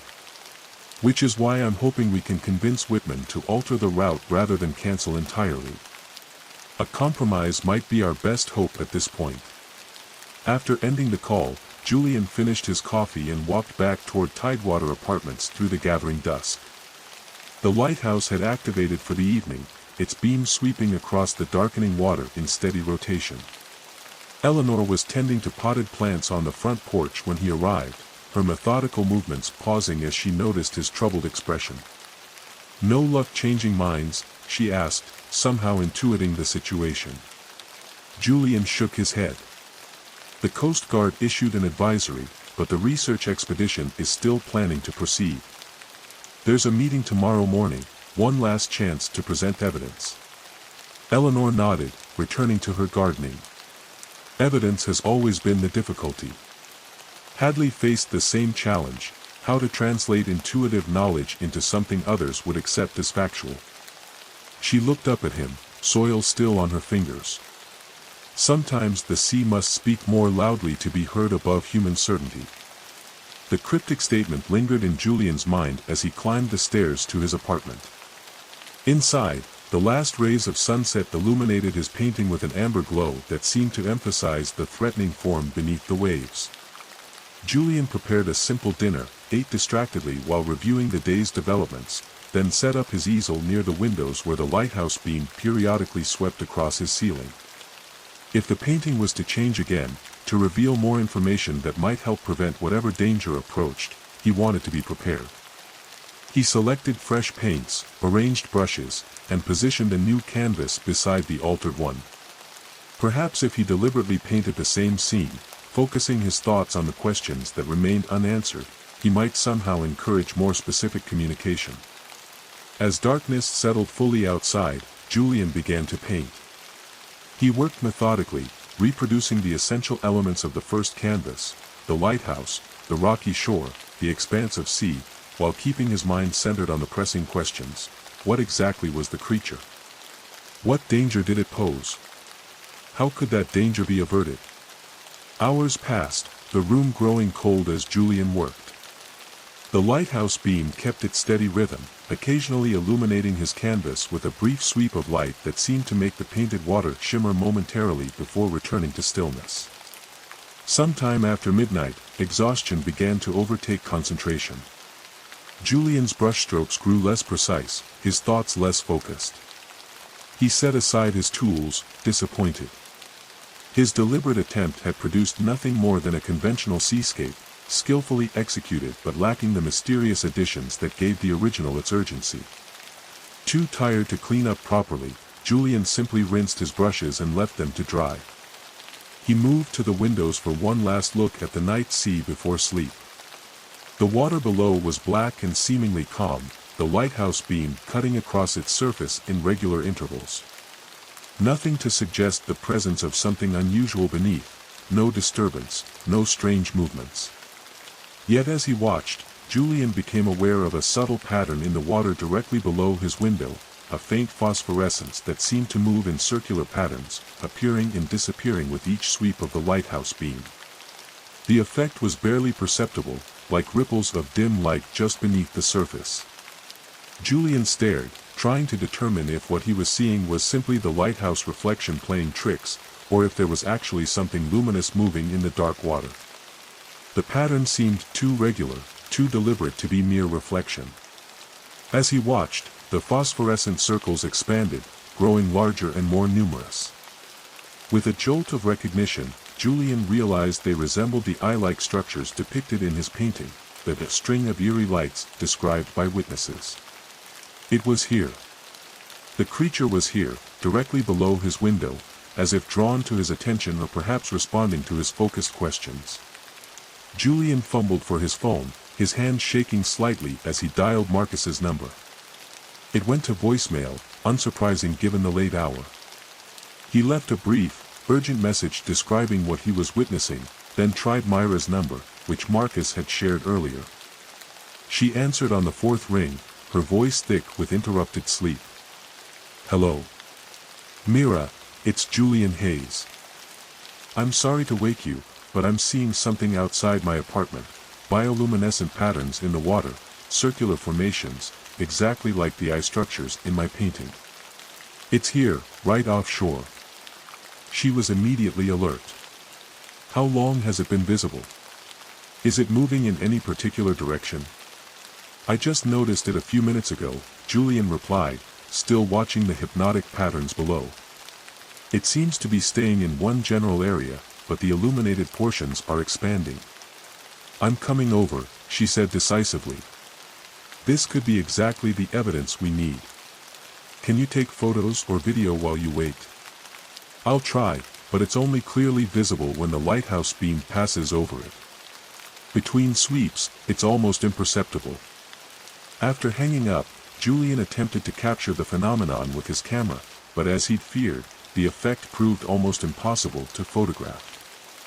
The light was too dim, the intervals between lighthouse sweeps too dark, resulting in either underexposed blackness or overexposed flares that failed to convey the subtle patterns he could see with his naked eye. By the time Mira arrived 20 minutes later, the phosphorescence had begun to fade, the circular patterns becoming less distinct with each passing minute. "It's disappearing," Julian said as he led her to the window. "It was much clearer before." Mira studied the water below, her expression intent. "I can still see it, faintly, but it's there." She pulled specialized binoculars from her bag and focused them on the area. Definite bioluminescent activity, consistent with deep-sea cephalopod signaling patterns. She lowered the binoculars, her expression grave. "But at this shallow depth, this close to shore. That's highly unusual." "What does it mean?" Julian asked. "It could be a form of communication," she replied, still watching the fading lights. "Many cephalopods use bioluminescence to attract mates, warn competitors, or lure prey." She turned to Julian, her scientific detachment momentarily giving way to concern. If this is the same organism depicted in your painting, and it's now in the shallows below your window, then it's no longer on course to intercept the research vessel, Julian finished, a surge of hope rising within him. The warning worked, the danger has been averted. Mira shook her head slowly. I'm not sure it's that simple. Marine predators, particularly intelligent ones like cephalopods, often adapt their strategies. This could be reconnaissance, or... She hesitated. Or what? Or it could be responding to you, she said quietly. You've been focused on it, painting it, asking questions about it. If it possesses a high level of sensitivity to thought patterns or electromagnetic fields, which some marine species do, it might be aware of that attention. The implication sent a chill through Julian. You're suggesting it came here because I've been thinking about it. That's scientifically unlikely but not impossible, Mira finished. Many marine organisms have sensory capabilities we're only beginning to understand. Combined with the historical pattern of predictive paintings from this very apartment. She looked around at the space, her gaze lingering on Julian's easel. There might be a connection we don't yet comprehend. They stood in silence for a moment, watching as the last traces of bioluminescence faded from the water below, leaving only the normal reflection of the lighthouse beam across the dark surface. I need to document this, Mira said finally, her professional focus returning. It's too late for photographs, but detailed observations while the event is fresh might help convince Professor Whitman tomorrow. She moved to Julian's dining table, pulling a notebook from her bag. Can you describe exactly what you saw, from first notice until now? As Julian recounted the experience, Mira took meticulous notes, occasionally asking clarifying questions about the pattern, intensity, and duration of the lights. Her scientific approach was reassuring, bringing a sense of order to what had been a disorienting experience. This is valuable data, she said when they had finished. Combined with previous sightings and your painting, it establishes a clear pattern of unusual activity centered increasingly on this specific location. She met his gaze directly. We need to check your painting again before I leave. If this encounter represents a shift in the situation, there might be corresponding changes in the warning. Julian nodded, moving to the easel with a mixture of anticipation and dread. The canvas stood as he had left it hours earlier, illuminated now only by the small lamp beside it and the periodic sweep of the lighthouse beam through the windows. At first glance, nothing appeared different. The lighthouse still stood sentinel on its rocky promontory, the small fishing boat still hovered above the shadowy creature, and the research vessel still approached from the horizon.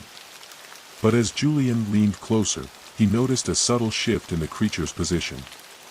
It was now angled differently, its elongated form no longer directly beneath the fishing boat but curved slightly, oriented toward the shore. Toward the very spot below Julian's window where the bioluminescent display had appeared. More concerning still was a new detail along the shoreline, a small human figure standing at the water's edge, a figure Julian was certain hadn't been there before. Though rendered with minimal detail, something in its posture, its stance, suggested it was looking out toward the luminous creature, engaged in some form of exchange or connection. Mira, Julian said quietly, pointing to the addition. Does that figure look familiar to you? She stepped closer, studying the small form with narrowed eyes. After a moment, her face paled slightly. It's you, Julian, she said, her voice barely above a whisper. That's your coat, your posture. The painting is showing you at the shoreline, connecting with whatever this creature is. Julian stared at the tiny figure, recognition dawning as he saw the details Mira had identified, the same coat he often wore for his walks along the beach, the same way he tended to stand when studying the sea for inspiration. But I haven't gone down to the shore at night, he protested. Not like that. Not yet, Mira said, the implication clear in her tone. The painting wasn't just showing what had happened or what was currently happening, it was showing what would happen next. Julian, drawn to the shore for a closer encounter with the luminous entity beneath the waves. This changes our interpretation, Mira continued, her scientific mind already adjusting to the new information. If the creature's focus has shifted from the research vessel to the shore, specifically to you, then the immediate danger may have shifted as well. She looked at him with genuine concern. Whatever this is, it seems to be establishing some form of communication with you specifically. Julian moved back to the window, staring out at the now dark water where, minutes before, mysterious lights had pulsed in rhythmic patterns. "Why me?" he asked, not really expecting an answer. "Why this apartment, this window? First Hadley, now me, what's the connection?" Mira joined him at the window, her reflection in the glass thoughtful. In science, when we observe patterns that can't be explained by known mechanisms, we look for hidden variables, factors we haven't yet identified that might explain the correlation. And what hidden variable connects a lighthouse keeper from the 1980s with an artist in 2023? Julian asked. "I don't know," Mira admitted. "But whatever it is, it seems to facilitate a unique form of communication between human consciousness and marine intelligence." She turned to him. "The question now is what happens next, and whether this communication represents danger or opportunity." As if in answer to her question, the lighthouse beam swept across the water below, momentarily illuminating a single bright flash of bioluminescence, like an eye-opening for one final look before retreating into darkness. Julian felt it as a direct acknowledgement, a conscious response to their discussion. Whatever was out there, it was aware of them, aware of him, and the connection established through his painting was only the beginning of a communication that was continuing to unfold. "I should go," Mira said, gathering her notes. "I need to prepare this information for tomorrow's meeting." She paused at the door. "Julian, please be careful. Don't go down to the shore alone, especially at night. At least not until we better understand what we're dealing with." After she left, Julian returned to the easel, studying the small figure of himself at the shoreline. The painting suggested an inevitability to this encounter, as if regardless of warnings or precautions, he would find himself drawn to that meeting. Outside, the lighthouse beam continued its steady rotation, a rhythm established decades ago to warn sailors of dangerous shores. Now it seemed to serve a different purpose, marking time until a new kind of encounter, one that Julian's painting suggested was no longer a question of if, but when. Chapter 6, Depths of Understanding. Dawn broke with reluctance over Seabrook, the sun struggling to penetrate a thick blanket of fog that had settled overnight. Julian, who had slept fitfully after Myra's departure, woke to find his apartment wrapped in a gauzy white light that diffused through the windows, obscuring the sea beyond. The fog created an unsettling sense of isolation, as if the building had somehow been separated from the rest of the world during the night. The lighthouse beam, still active in the morning murk, appeared as little more than a faint glow periodically sweeping through the whiteness. Julian's first action upon waking was to check his painting. He approached the easel with trepidation, half expecting to find further alterations, perhaps more details about the imminent shoreline encounter depicted in the small figure of himself.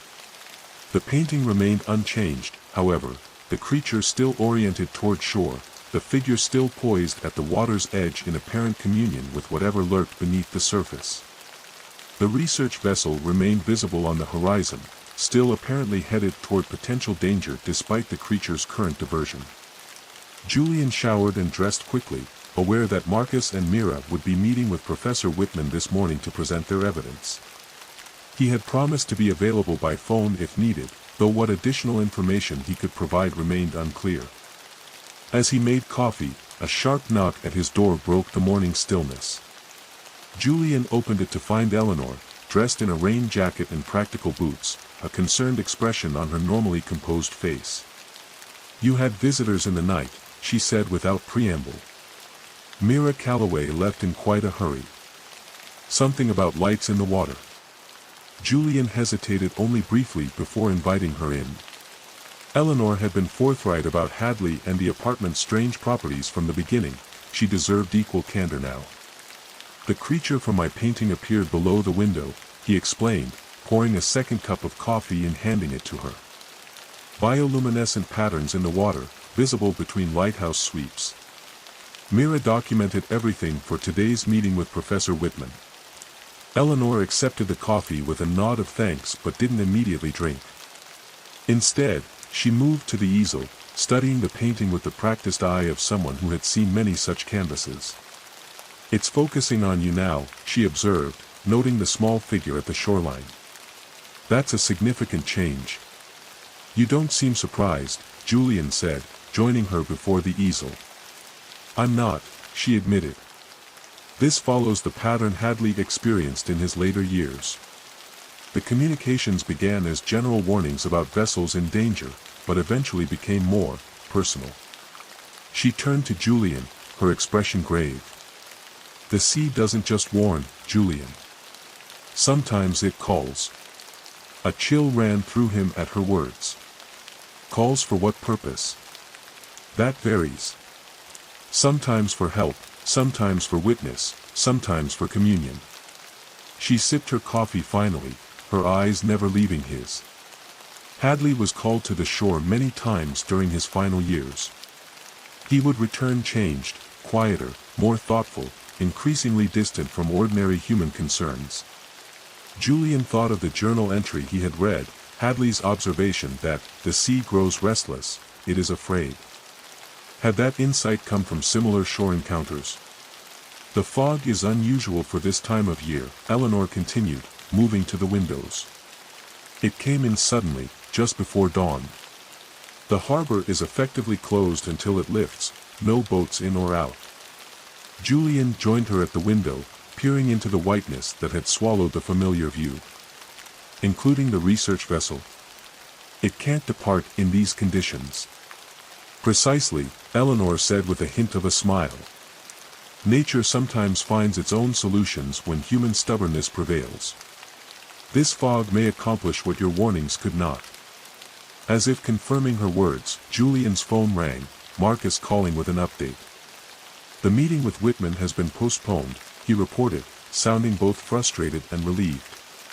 "The fog's too dense for him to drive in from Portsmouth, and the harbor master has suspended all departures until conditions improve.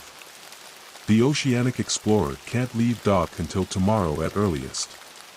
"That might be exactly what we needed," Julian replied, exchanging a meaningful glance with Eleanor. "Time to make a stronger case." "Perhaps," Marcus agreed, though he sounded unconvinced.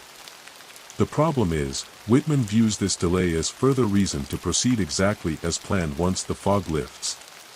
The expedition is already behind schedule now, making him even less receptive to proposed changes." After ending the call, Julian relayed the update to Eleanor, who nodded thoughtfully. "A temporary reprieve only," she said. "The fog will lift eventually, and your painting still shows the research vessel in potential danger." She studied him closely. "And now there's this new development, your own impending encounter at the shore." Julian ran a hand through his hair, a gesture of frustration. "I don't understand what's happening. Why would this thing shift its attention from the research vessel to me? What could it possibly want?" "Perhaps answers to the same questions you're asking," Eleanor suggested. "Why is it here? What does it want? You've been focused intensely on these questions. Maybe it senses that focus, that attention." She paused, considering. "Or perhaps it recognized in you the same receptivity it once found in Hadley, an ability to perceive and communicate its presence." The notion that the creature might have deliberately sought him out, might have recognized something in him specifically, was both fascinating and unsettling. Julian had come to Seabrook seeking artistic inspiration, not communication with an unknown marine entity. "I should join you at the shoreline when the encounter happens," Eleanor continued pragmatically. "Hadley often spoke with me afterward, trying to process what he'd experienced. Having someone there who understands might be helpful." Julian appreciated her matter-of-fact approach to what most would consider an impossible situation. "Do you think it's dangerous? This meeting at the shore?" Eleanor considered the question with appropriate seriousness. Hadley never came to physical harm during his encounters, though they affected him deeply on other levels. But your situation may be different. The creature appears larger, more complex than anything he described. She nodded toward the painting. Your own instincts seem to anticipate direct communication rather than harm, given your figure's stance, observing, not fleeing. Their conversation was interrupted by another call, this time from Mira. Julian, I've been analyzing the bioluminescent patterns we observed last night, she said immediately. They're consistent with certain deep-sea cephalopod communication behaviors, but the complexity suggests a level of intelligence we haven't documented in known species. What kind of intelligence are we talking about? Julian asked, putting the call on speaker so Eleanor could hear. That's difficult to quantify without direct study, Mira replied. But the patterns contained internal consistency, repetition with variations, hallmarks of deliberate signaling rather than automatic biological responses. A pause. I believe it was trying to communicate something specific. Julian exchanged glances with Eleanor, whose expression remained focused and thoughtful. Could you interpret any of it? He asked. Discern any meaningful pattern? Not yet, Mira admitted. But I'm continuing to analyze the sequences I observed. If it appears again, we should attempt to record the patterns more systematically. Her voice took on a note of scientific excitement despite the strange circumstances. This could represent first contact with a previously undocumented form of marine intelligence. After the call ended, Julian found himself staring out into the fog, which seemed to have thickened rather than dissipated with the advancing morning. The entire situation had evolved beyond anything he could have anticipated when he arrived in Seabrook, from mysterious painting alterations to potential communication with an unknown sea creature. I need air, he said suddenly, reaching for his coat. This waiting, this uncertainty, I need to clear my head. Eleanor nodded understanding. The fog will lift by midday, according to the local forecast. Perhaps by then we'll have more clarity on all fronts. Outside, the village of Seabrook existed as little more than shadowy outlines in the dense fog. Julian made his way carefully down toward the harbor, guided more by memory in the sound of waves than by sight. The fog muffled typical sounds while amplifying others, the periodic moan of the foghorn from Widow's Point Light, the gentle slap of water against dock pilings, the distant clang of a buoy bell rocked by invisible waves. The harbor was deserted save for a solitary figure checking moorings, the harbor master, a stocky man in his 60s named Howard Green, whom Julian had met briefly during his first week in town. Quite the pea souper we've got today, Green commented as Julian approached. Haven't seen fog this thick since the October storm of '98. The forecast says it should clear by midday, Julian offered. Green made a skeptical sound. Forecasts are educated guesses at best. The sea keeps its own counsel. He secured a final knot, then straightened to study Julian more carefully. You're staying in Eleanor Winter's top apartment, aren't you? The one with the 3 big windows? Julian nodded, suddenly alert to the harbor master's interest. Hadley's old place, Green continued, his tone neutral but his eyes sharp beneath bushy brows. Heard you're an artist too. Painting the same view he did. That's right, Julian confirmed, wondering how much the harbor master knew about Hadley's unusual experiences, and whether he'd heard anything about Julian's own strange situation. Green seemed to deliberate before speaking again. Hadley saved lives with his warnings. Good man. Unappreciated in his time. He glanced around to ensure they were alone, then lowered his voice. There's talk around town about a new Hadley situation developing. Unusual marine activity, Coast Guard advisories, and an artist in the same apartment seeing things before they happen. Julian hesitated, unsure how to respond. Green's expression held no skepticism, only serious inquiry. I've had some experiences that are difficult to explain, Julian admitted finally. Similar in some ways to what I've heard about Hadley. Green nodded, accepting this without visible surprise. And these experiences suggest danger to vessels in these waters. specifically to the university research ship that's meant to depart tomorrow? Potentially, Julian confirmed, relieved to find another person who seemed open to the possibility without immediate dismissal. We've been trying to convince Professor Whitman to at least alter their planned route. Whitman, Green snorted. Man's got more degrees than a thermometer and half the common sense. Won't listen to local knowledge if it conflicts with his precious data. He shook his head. But as harbor master, I have certain authorities regarding vessel departures during potentially hazardous conditions. Julian felt a surge of hope. You could delay them further. Not indefinitely, Green cautioned. But I could require additional safety protocols, equipment checks, route modifications based on reported marine activity. A ghost of a smile. All perfectly legitimate precautions that might happen to keep them from the specific areas your experiences suggest are problematic. That would be tremendously helpful, Julian said with genuine gratitude. Marcus, Dr. Reed, has been trying to convince Whitman using scientific evidence, but having official harbor requirements would add significant weight. Green nodded firmly. I'll speak with Dr. Reed today, coordinate our approach. Between scientific concerns and harbor regulations, we might knock some sense into the professor. He glanced out at the fog-shrouded harbor. In the meantime, keep your eyes open. Hadley always said the warnings got stronger, more specific, as the danger got closer. With a final nod, Green returned to his rounds, leaving Julian with a renewed sense of hope. The harbor master's willingness to act on warnings others might dismiss represented exactly the kind of local knowledge and respect that Hadley had eventually earned, though apparently too late to save the victims of that final storm. Julian continued his walk, following the curve of the harbor toward the more exposed shoreline beyond.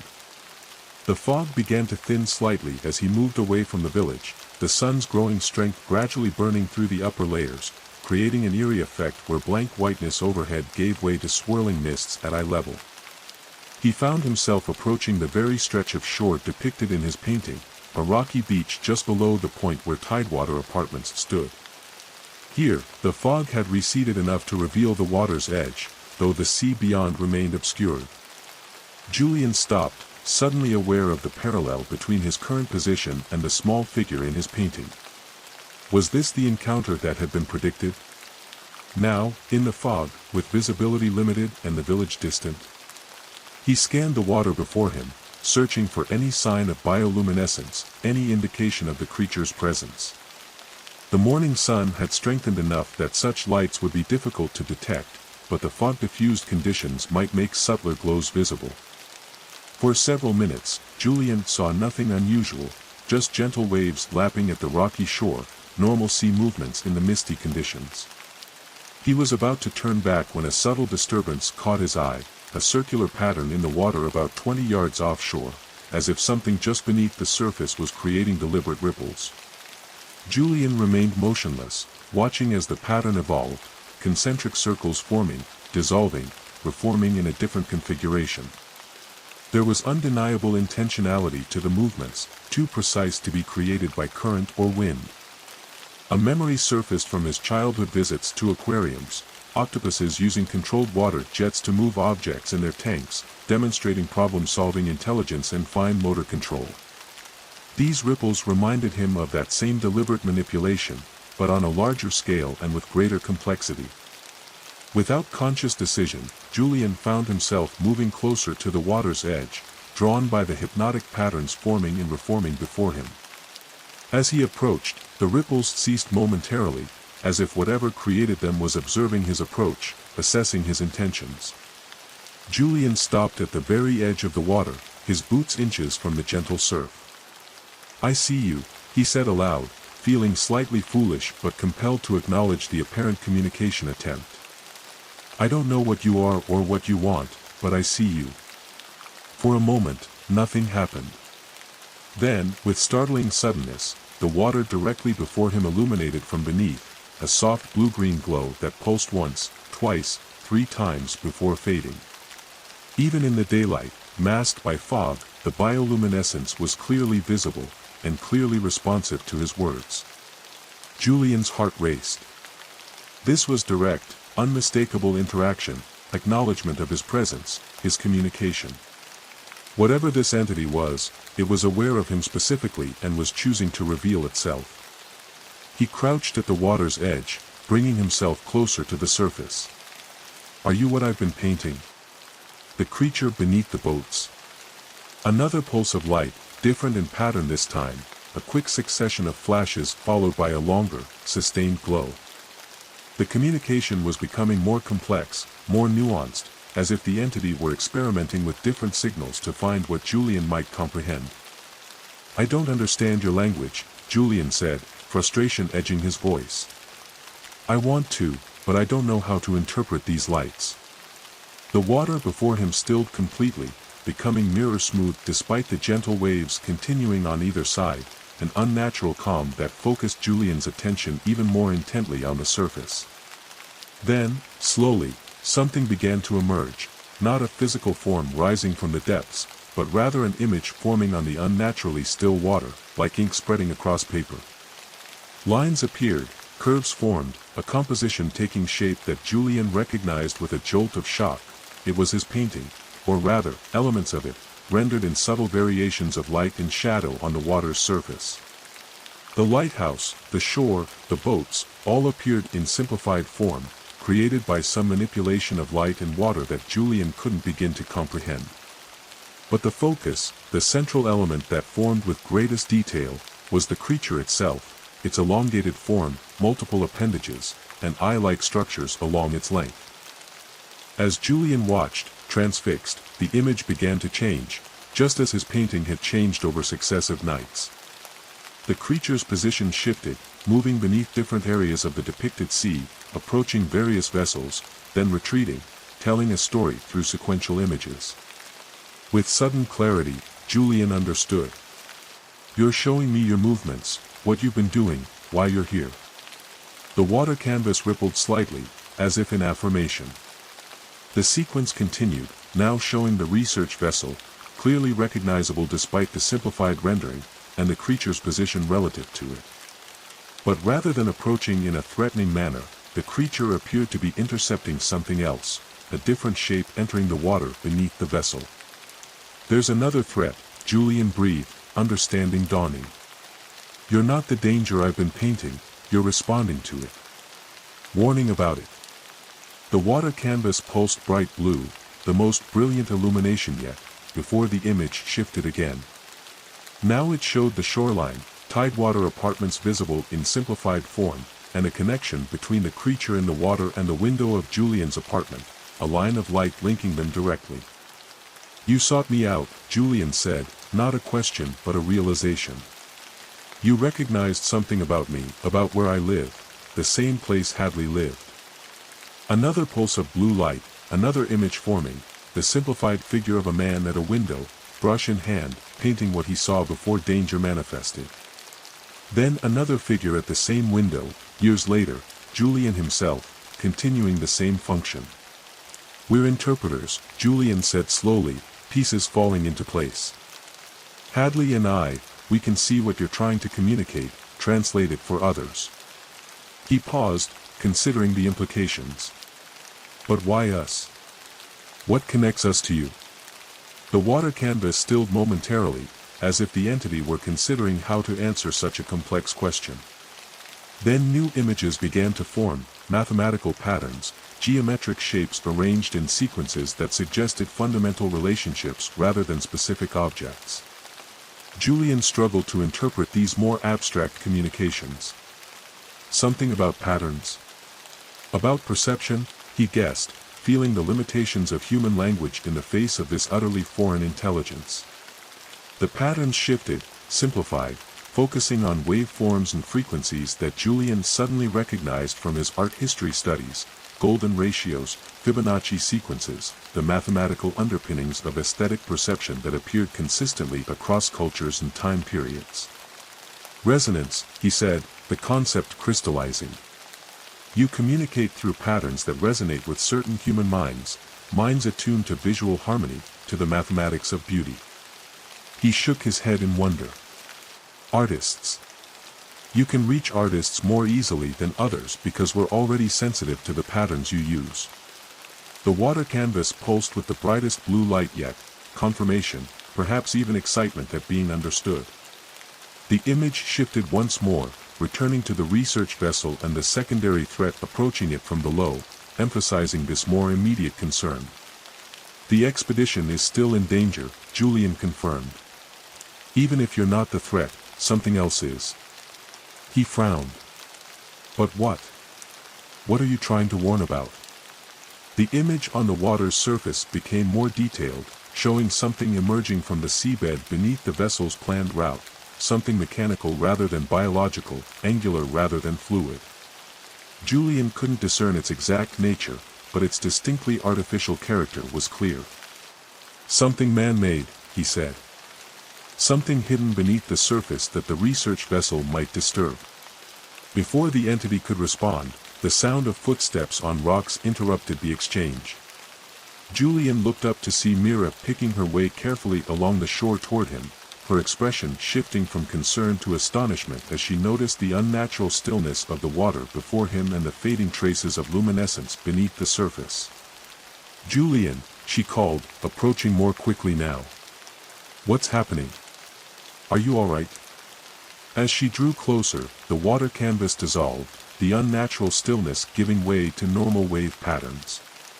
The entity was retreating, withdrawing its direct communication at the approach of another human. "Wait," Julian called toward the water, but the presence was already fading, the last traces of luminescence disappearing beneath the waves. Mira reached his side, slightly breathless. "Was that? Were you?" She struggled to form a coherent question as she stared at the now ordinary water before them. "Direct communication," Julian confirmed, still processing what he had witnessed, what he had understood. "It was showing me images on the water's surface, responding to my questions." Myra's scientific mind immediately engaged despite her evident shock. "Images? You mean bioluminescent patterns, or actual images?" Julian clarified. "Recognizable depictions of the lighthouse, the shore, the research vessel, like drawings made of light and water." He met her incredulous gaze steadily. "It was explaining its presence, Mira. It's been trying to warn us about something else, something man-made beneath the sea floor along the expedition's route." Mira stared at him, clearly struggling between scientific skepticism and the evidence of Julian's experience, an experience that aligned with her own observations of the creature's unusual intelligence. "Man-made," she repeated cautiously. "Like what? A shipwreck? Underwater equipment?" Julian shook his head. "I couldn't tell exactly. The image wasn't that specific, just something artificial, something hidden that might be disturbed by the research activities." He paused, remembering the entity's apparent ability to detect and respond to human thought patterns. "I think it's concerned about consequences, that whatever this object is, interfering with it could be dangerous." Myra's expression shifted from skepticism to thoughtful consideration. "The expedition plan includes core sampling and seismic testing along sections of the continental shelf. If there's something embedded in those areas..." She trailed off, mental calculations visible in her expression. "We need to look at nautical charts," she continued, professional focus overriding her amazement at the situation. "Check for recorded obstructions, restricted areas, anything unusual along the planned route." She glanced at her watch. The fog's starting to lift. "We should get back to town, share this with Marcus." As they walked back toward Seabrook, Julian recounted the entire exchange in as much detail as he could remember, while Mira recorded notes on her phone. The fog continued to dissipate around them, revealing more of the coastline with each passing minute. "The entity's method of communication is remarkable," Mira observed as they neared the harbor. "Using water as a canvas, manipulating light and surface tension to create recognizable images, that suggests not just intelligence but an understanding of human visual perception." Julian nodded, still processing the implications. "It also explained why it connected with me specifically, something about artists being more receptive to its communication patterns. It showed mathematical sequences, harmonics that suggested an affinity between artistic perception and its own language. That would explain the historical connection with Hadley, Mira mused. And potentially other cases throughout history, sea creatures described as communicating with particular individuals who were often artistic or sensitive to patterns. Her scientific excitement was evident despite her attempts at professional detachment. This could revolutionize our understanding of non-human intelligence. If we can convince anyone it actually happened, Julian pointed out. Myra's expression sobered. Right. Even with my scientific credentials, describing water paintings created by an unknown sea creature isn't going to persuade academic skeptics or Coast Guard officials. She thought for a moment. But we don't need to convince them of the communication method, just of the potential danger to the expedition. For that, we need concrete evidence of something man-made along their route. As they reached the harbor, they found activity had resumed with the lifting fog. Boats were preparing to depart, harbor personnel moving with purpose, and in the distance, the Oceanic Explorer was visible at its dock, crew members visible on deck performing pre-expedition checks. Marcus was waiting near the harbor master's office, engaged in conversation with Howard Green. Both men looked up as Julian and Mira approached, their expressions shifting to alert interest. "There you are," Marcus called. "We've been trying to reach you both. The expedition briefing has been rescheduled for 2 p.m. Whitman's insisting on departure at dawn tomorrow, fog or no fog." "We have new information," Mira responded, her tone professionally urgent. Julian's had direct contact with the entity. It's been trying to warn about something man-made beneath the seabed along the expedition route, something potentially dangerous if disturbed. Green's bushy eyebrows rose, but he showed no disbelief, only focused concern. "Man-made, you say? That area has history, military disposal sites, old communications cables, even rumors of classified operations during the Cold War. Do you have detailed charts of the region?" Julian asked. "Especially anything showing restricted areas or known obstructions?" Green nodded decisively. "In my office. Some aren't on public charts, local knowledge, passed down from previous harbor masters." He gestured for them to follow him into the small building that served as harbor headquarters. Inside, Green unlocked a cabinet and withdrew several rolled charts, spreading them across his desk. These were more detailed than standard nautical maps, with handwritten notations in the margins and certain areas marked with symbols Julian didn't recognize. "Here's the expedition's planned route, based on their filed plan," Green said, tracing a line across the chart with a weathered finger. "They're focusing on this trench area, about 12 miles offshore, for their primary sampling." Mira leaned in, studying the area with professional interest. "That's right. The underwater topography there is ideal for the sediment studies we're conducting." Green's finger moved to an area marked with a faded red boundary, just adjacent to the planned sampling site. "This is what interests me, given what you've described. This section was marked restricted by the Navy back in the 70s, official reason given was unexploded ordnance, but there were always rumors of something more." "What kind of rumors?" Marcus asked, his scientific skepticism evident but his interest piqued. "Nothing concrete," Green admitted. "But unusual vessel activity over the years. Navy ships returning periodically, always with specialized equipment. Divers reporting they were warned away from certain coordinates even miles from the officially restricted zone." He tapped the chart. "My predecessor noted incidents of equipment failure, compass anomalies in this whole region." Julian studied the chart, noting the proximity of the restricted zone to the expedition's planned activities. "If there's something sensitive there, could seismic testing or core sampling potentially disturb it?" "Absolutely," Mira confirmed before Green could answer. "The vibrations from our equipment travel considerable distances underwater, and the cores go several meters into the seabed. If there's something embedded that's sensitive to disturbance." The implication hung in the air. Whatever the entity had been trying to warn about, whatever man-made object or installation lay hidden beneath the seabed, the expedition's activities might well trigger consequences none of them could predict. "We need to present this to Whitman," Marcus said decisively. "The restricted zone alone is legitimate grounds for altering the expedition route, even without mentioning communicating sea creatures." Green nodded agreement. "I'll attend the briefing officially. As harbor master, I can require route modifications based on known hazards." He rolled up the chart. "Bring your scientific concerns, Dr. Reed. Between us, we might convince the professor without needing to test his belief in water paintings." As they left the harbor master's office, Julian felt a curious mixture of relief and lingering concern. The immediate threat, potential danger to the research vessel, might be addressed through conventional channels without requiring anyone to accept the more extraordinary aspects of his experience. Yet the larger mystery remained: what exactly lay beneath the seabed that warranted warning from an intelligent marine entity? And beyond that, what did this communication represent for Julian himself? The entity had recognized something in him, had sought him out specifically, had established a connection that transcended normal human-animal interactions.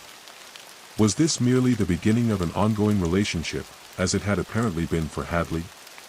These questions followed Julian as he returned to Tidewater Apartments to prepare for the afternoon's expedition briefing. Eleanor was waiting on the porch, her expression indicating she already knew something significant had occurred.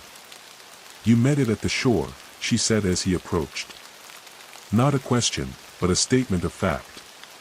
Julian nodded, too overwhelmed to question how she knew. "It communicated directly, showed me images on the water's surface. It's been trying to warn about something man-made beneath the seabed that the research expedition might disturb." Eleanor showed no surprise at this revelation. Hadley spoke of such exchanges in his final years. The sea showing him things beyond simple warnings, deeper truths, hidden histories. She studied Julian's face carefully. "You've crossed a threshold today. The relationship has changed. What does that mean for me?" Julian asked, the question that had been lurking beneath his other concerns finally surfacing. "That depends on how you respond," Eleanor said simply. Hadley chose to deepen the connection, to learn what the sea wished to teach him. Others before him made different choices. She paused, her eyes reflecting decades of accumulated wisdom. "The sea doesn't demand, Julian. It offers. The choice remains yours." Inside his apartment, Julian found his painting had changed once again, subtly but significantly. The creature beneath the waves was now clearly oriented toward the shore rather than the boats, and the small figure of Julian at the water's edge was more detailed, more defined, reaching toward rather than simply observing the luminous entity. Most notably, the background had shifted. Where before stormy conditions had dominated, now the sky showed patches of clearing, and the research vessel's position had altered, moving away from the area where the shadowy threat had been indicated, taking a different route entirely. Julian studied these changes with growing understanding.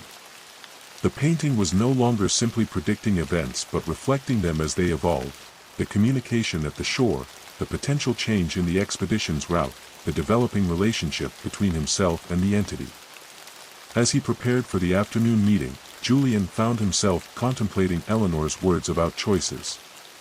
He had come to Seabrook seeking artistic renewal, a connection to the sea that might revitalize his work. What he had found instead was something far more profound, a direct link to an intelligence that existed beyond human experience, yet somehow recognized and responded to human consciousness. The implications were both exhilarating and terrifying. Whatever choice he made in the days ahead would set a course not just for his art, but for his understanding of the world and his place within it. Outside his windows, the fog had fully lifted, revealing the sea in all its vast complexity, a surface that concealed depths Julian was only beginning to comprehend, inhabited by presences he was only beginning to perceive. The lighthouse stood sentinel in the distance, its purpose seemingly altered in Julian's mind, no longer simply a warning of dangerous shores, but a beacon marking the boundary between known and unknown, between the world as humans understood it and the world as it truly existed beneath the surface. As Julian finally turned from the windows to gather his materials for the meeting, he felt a subtle shift within himself, a readiness to step beyond the familiar shores of his previous understanding and to wade, however cautiously, into deeper waters. Chapter 7: Shifting Tides. The meeting room at the Seabrook Marine Research Center buzzed with subdued tension. Professor Arthur Whitman, a tall, angular man with steel-gray hair and wire-rimmed glasses, stood at the head of the conference table, reviewing expedition documents with the focused intensity of someone accustomed to being the final authority in any scientific discussion. His occasional glances toward Marcus, Mira, and Harbor Master Green carried barely concealed impatience. Julian sat slightly apart from the others, his status as an artist rather than a scientist making him an obvious outsider in this gathering of academics and maritime officials. Nevertheless, his presence had been requested, or rather, insisted upon, by Marcus, who believed Julian's first-hand observations might prove valuable, even if the more extraordinary aspects of his experience would remain unmentioned. "Let's get started," Whitman announced, adjusting his glasses with a precise motion. "I appreciate everyone's concern regarding potential hazards along our planned route, but I must emphasize that this expedition has been meticulously planned for months. The weather delay has already impacted our schedule. Further modifications require compelling evidence." Marcus stepped forward, spreading the nautical charts they had reviewed in Green's office across the table. "Professor Whitman, we've identified several areas of concern that warrant route adjustments," he began, his tone professionally collegial despite the underlying tension. "First, the unusual marine activity documented over the past week suggests potential hazards to equipment and personnel." Whitman's expression remained skeptical but attentive as Marcus outlined the documented sightings, anomalous sonar readings, and the Peterson brothers' encounters. Julian noticed how carefully Marcus framed the information, emphasizing verifiable data while omitting any mention of predicted paintings or water surface communications. "Interesting, but inconclusive," Whitman responded when Marcus finished. "Large marine life occasionally appears in unexpected areas. We're equipped to handle such encounters safely." Harbor Master Green cleared his throat, stepping forward with the authority of his position. "There's another concern, Professor. Your planned sampling sites overlap with areas adjacent to a designated restricted zone." He indicated the marked section on the chart. "This area has a complicated history, including potential unexploded ordnance and other military disposals." This caught Whitman's attention more effectively. "Military disposals? This wasn't flagged in our permit process." "Some of these designations exist in local maritime records but weren't fully incorporated into national databases," Green explained. "As Harbor Master, I'm obligated to inform you that conducting seismic testing or core sampling in these adjacent areas could pose unforeseen risks." Whitman frowned, studying the charts with new focus. "What kind of risks are we talking about specifically?" Green exchanged a brief glance with Marcus before continuing. "Vibrations from your equipment could potentially disturb unstable materials. There have been historical reports of equipment malfunctions, compass anomalies, and unexplained electrical disruptions in vessels operating near these coordinates." Mira stepped forward, adding her scientific perspective. "Professor, I've analyzed these reports in conjunction with our expedition plans. The seismic impulses we intend to generate could propagate through the seabed far beyond our immediate sampling sites, potentially reaching whatever lies within or near the restricted zone." Julian watched as Whitman's expression shifted from skepticism to reluctant consideration. The professor removed his glasses, polishing them methodically while he processed this information. "These restrictions date back to the Cold War era," he noted, examining the chart markings. "Many such designations have become obsolete with time." "Perhaps," Green acknowledged. "But as recently as 2018, Navy vessels were observed conducting operations in this exact area. Whatever is there, the military still considers it significant." A subtle shift occurred in the room's atmosphere, the academic skepticism giving way to practical risk assessment. Julian recognized the moment when Whitman began to genuinely reconsider, his scientific mind engaging with the problem from a new angle. Adjusting our primary sampling sites would require recalibrating our entire methodology, Whitman said, though his tone suggested he was thinking aloud rather than objecting outright. We'd need to identify alternative locations with similar bathymetric profiles. Marcus was prepared for this opening. We've already identified several alternative sites with comparable characteristics, he said, producing additional charts marked with suggested locations. These areas would provide equivalent research value without proximity to the restricted zone. For the next hour, the discussion became highly technical, with Whitman, Marcus, and Mira debating the scientific merits of various alternative sampling locations. Julian listened attentively, impressed by how effectively Marcus and Mira had translated his extraordinary experience into actionable scientific concerns without requiring Whitman to accept, or even hear about, the more inexplicable aspects of the situation. Eventually, Whitman straightened, having come to a decision. Very well. Given these legitimate safety concerns, we'll modify our expedition plan to utilize these alternative sites. He fixed Marcus with a pointed look. I expect your team to assist with the recalibration of our equipment parameters before tomorrow's departure. Of course, Marcus agreed readily. Mira can work with your technical staff this evening to ensure everything is properly adjusted. As the meeting concluded, Julian felt a profound sense of relief. The immediate danger to the research vessel, whatever it might have been, appeared to have been averted without requiring anyone to confront the more challenging aspects of how this information had been obtained. Outside the research center, as they walked back toward the harbor, Marcus's professional demeanor relaxed into visible relief. That went better than expected, he admitted to Julian.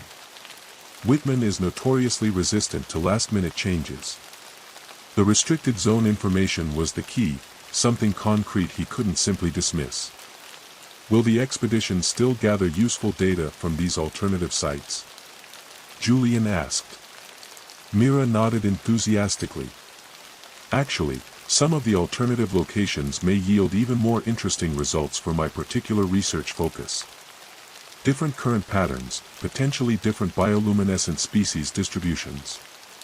She glanced at Julian. Though perhaps not as remarkable as the communication you experienced this morning. Julian considered this. The painting showed the research vessel moving away from danger. It seems we've succeeded in changing that outcome. For now, Harbor Master Green interjected, his weathered face serious. But I'm still troubled by what might be down there in that restricted zone, and why your contact was so concerned about it being disturbed. The four paused at the harbor's edge, looking out over the now calm waters of the Atlantic stretching toward the horizon. The question hung between them: if the immediate crisis had been averted, what remained to be understood about the entity's presence and purpose? Julian, Marcus said after a thoughtful pause, your experience this morning suggests a level of communication far beyond what we initially understood. If this entity can create visual representations, respond to specific questions, it might be able to provide more detailed information about what lies beneath the seabed, Mira finished, scientific curiosity evident in her voice. Information that could be valuable not just for immediate safety concerns, but for broader understanding. Julian felt a mixture of anticipation and trepidation at the suggestion. His encounter at the shore had been profound, disorienting, a glimpse into a form of intelligence so foreign yet somehow comprehensible through the universal language of visual composition. I'm not sure I can initiate such communication, he said carefully. This morning, it seemed to be waiting for me, reaching out deliberately. I don't know if I can summon it at will. Perhaps not, Eleanor's voice came from behind them. She had approached quietly while they were deep in conversation. But you can make yourself available for further communication. Hadley found that, over time, the exchanges became more predictable, more controllable on both sides. Green nodded agreement. Hadley eventually developed something like a schedule, regular times when he would go to certain locations, making himself available. The sea responded to that consistency. Julian looked from Eleanor to Green, then back to Marcus and Mira. All four regarded him with expressions that acknowledged the strangeness of the situation while accepting its reality, a shared understanding that transcended conventional explanations. "I'll try," he said finally. "Tonight, perhaps. The same location as this morning." "I'd like to observe," Mira said immediately, her scientific interest impossible to suppress. "From a distance that won't interfere, but close enough to document any visible phenomena." Julian considered this request.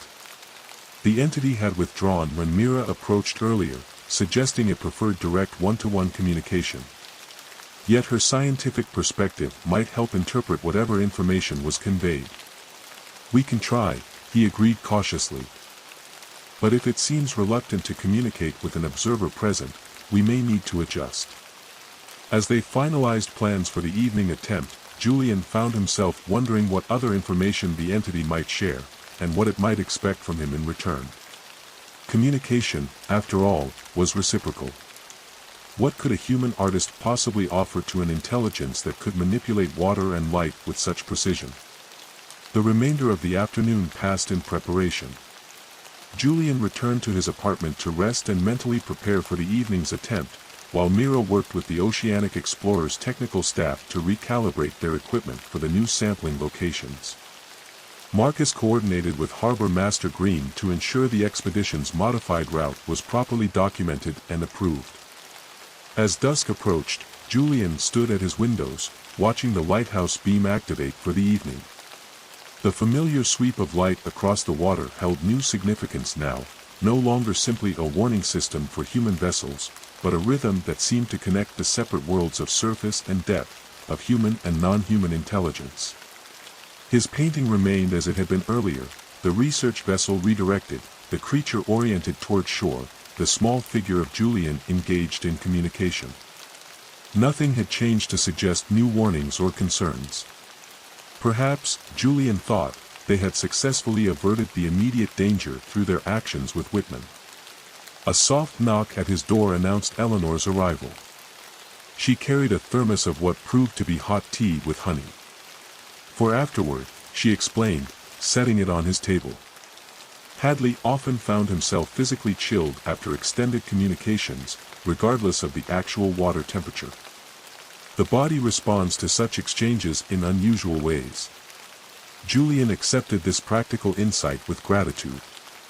Did Hadley ever explain what these communications felt like? What it was like to connect with something so different? Eleanor considered this as she poured a cup of tea for each of them. He described it as both disorienting and clarifying, like having parts of his mind awakened that had always been dormant. He said ordinary human conversation afterward felt constrained, limited by our linear language.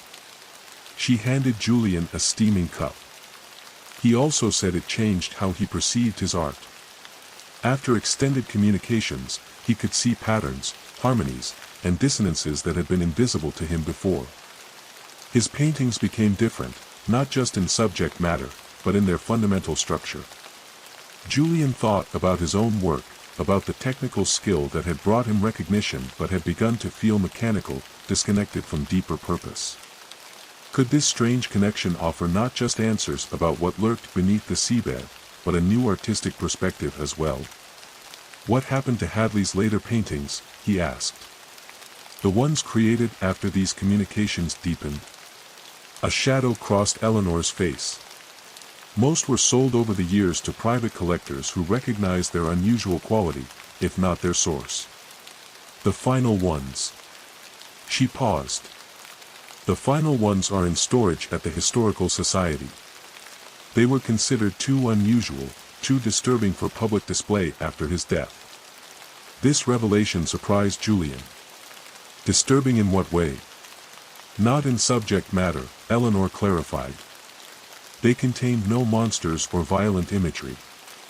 They were disturbing because they seemed to operate on the viewer in unexplainable ways. People reported feeling physical sensations when looking at them, vertigo, temperature changes, auditory impressions.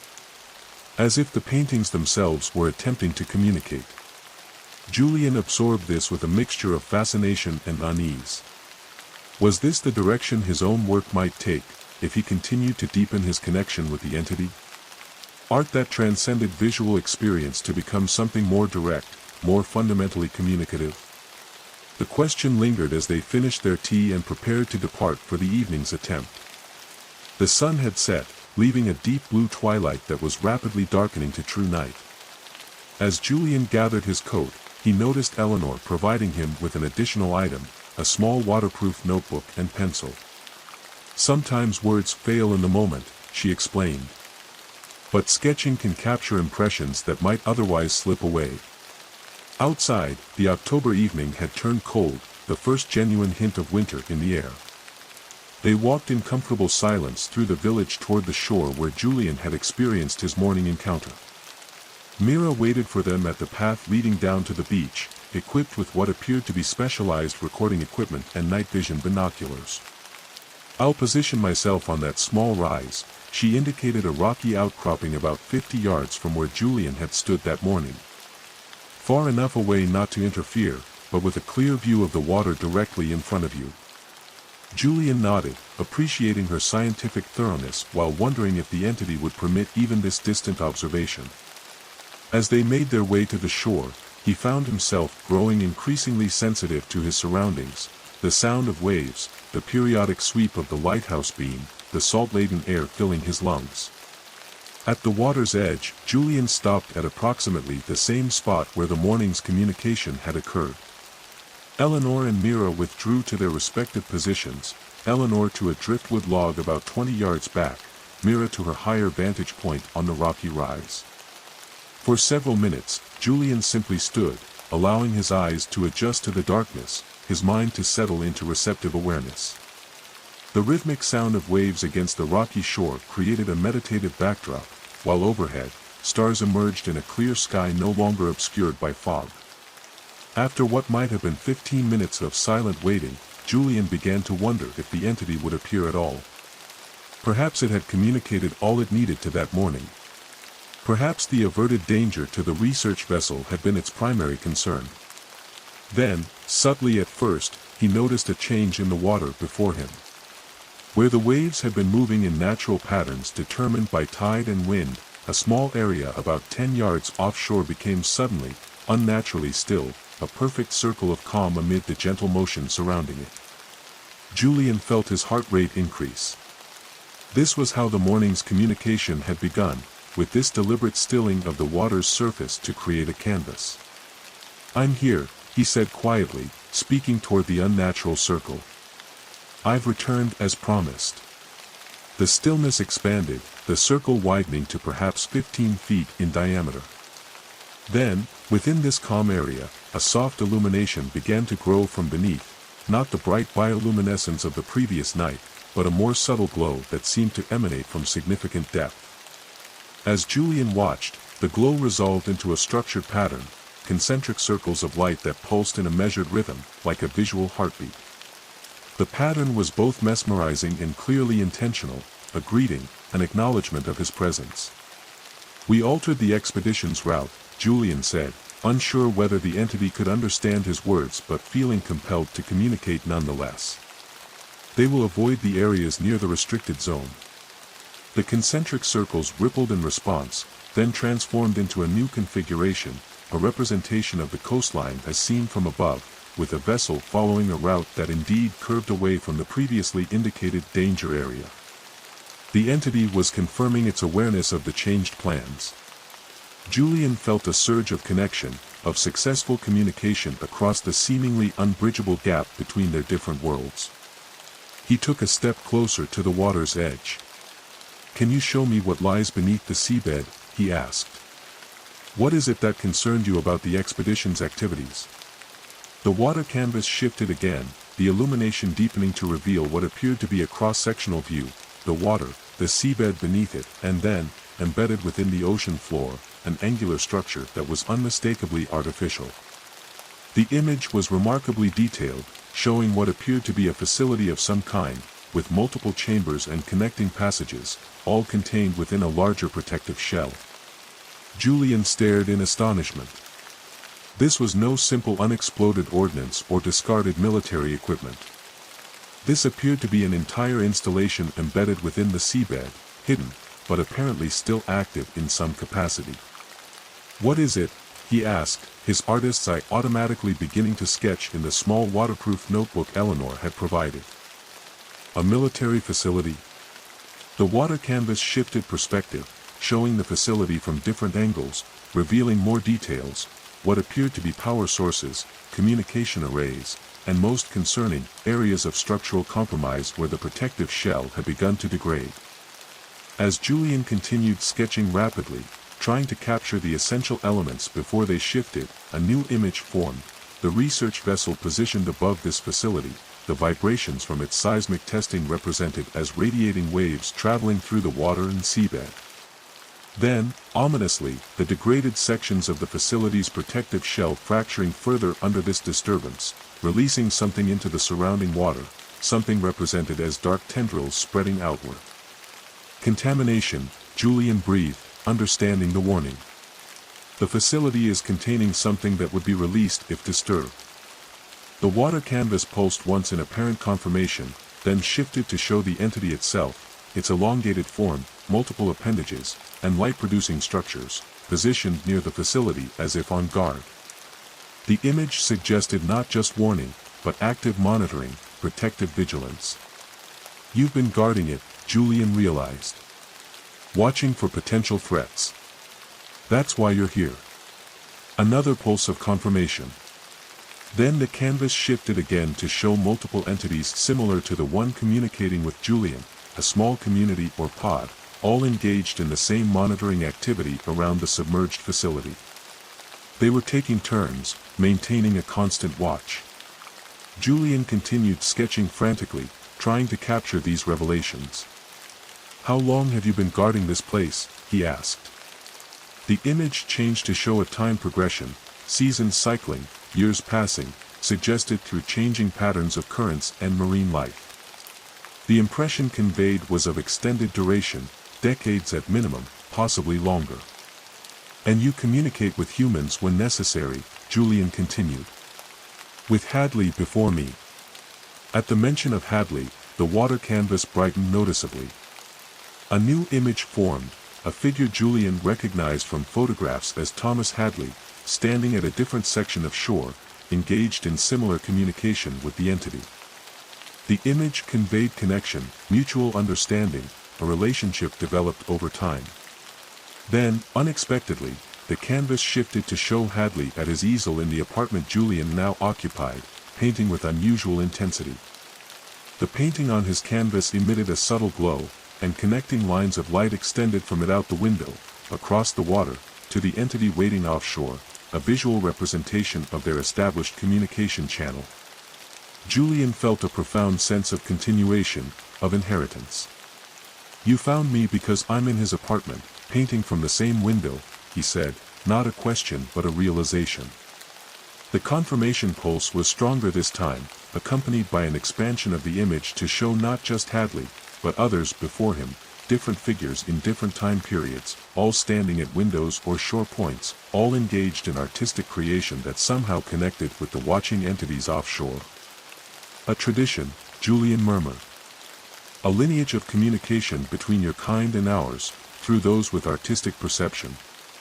As if encouraged by his understanding, the water canvas shifted to its most complex configuration yet, a mathematical pattern suggesting interconnections between various forms of perception and expression. Julian recognized elements of the golden ratio, wave harmonics, and other fundamental patterns that undergirded both artistic composition and natural structures. The message seemed clear: these shared mathematical foundations created a bridge between otherwise disparate intelligences, a common language of pattern and proportion that transcended the barriers of biological difference.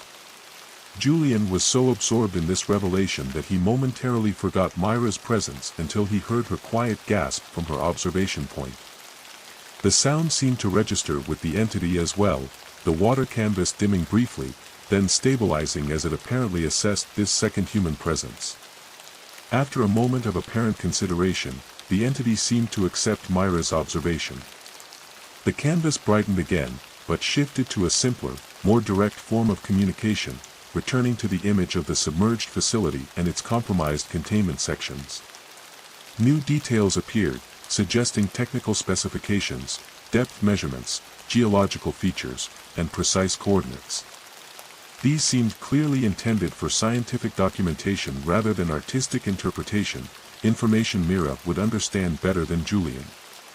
It's adapting its communication for different recipients, Julian called softly to Mira. These technical details appear to be for you. He heard the sound of her camera activating, capturing images of the illuminated water canvas with its displayed technical data.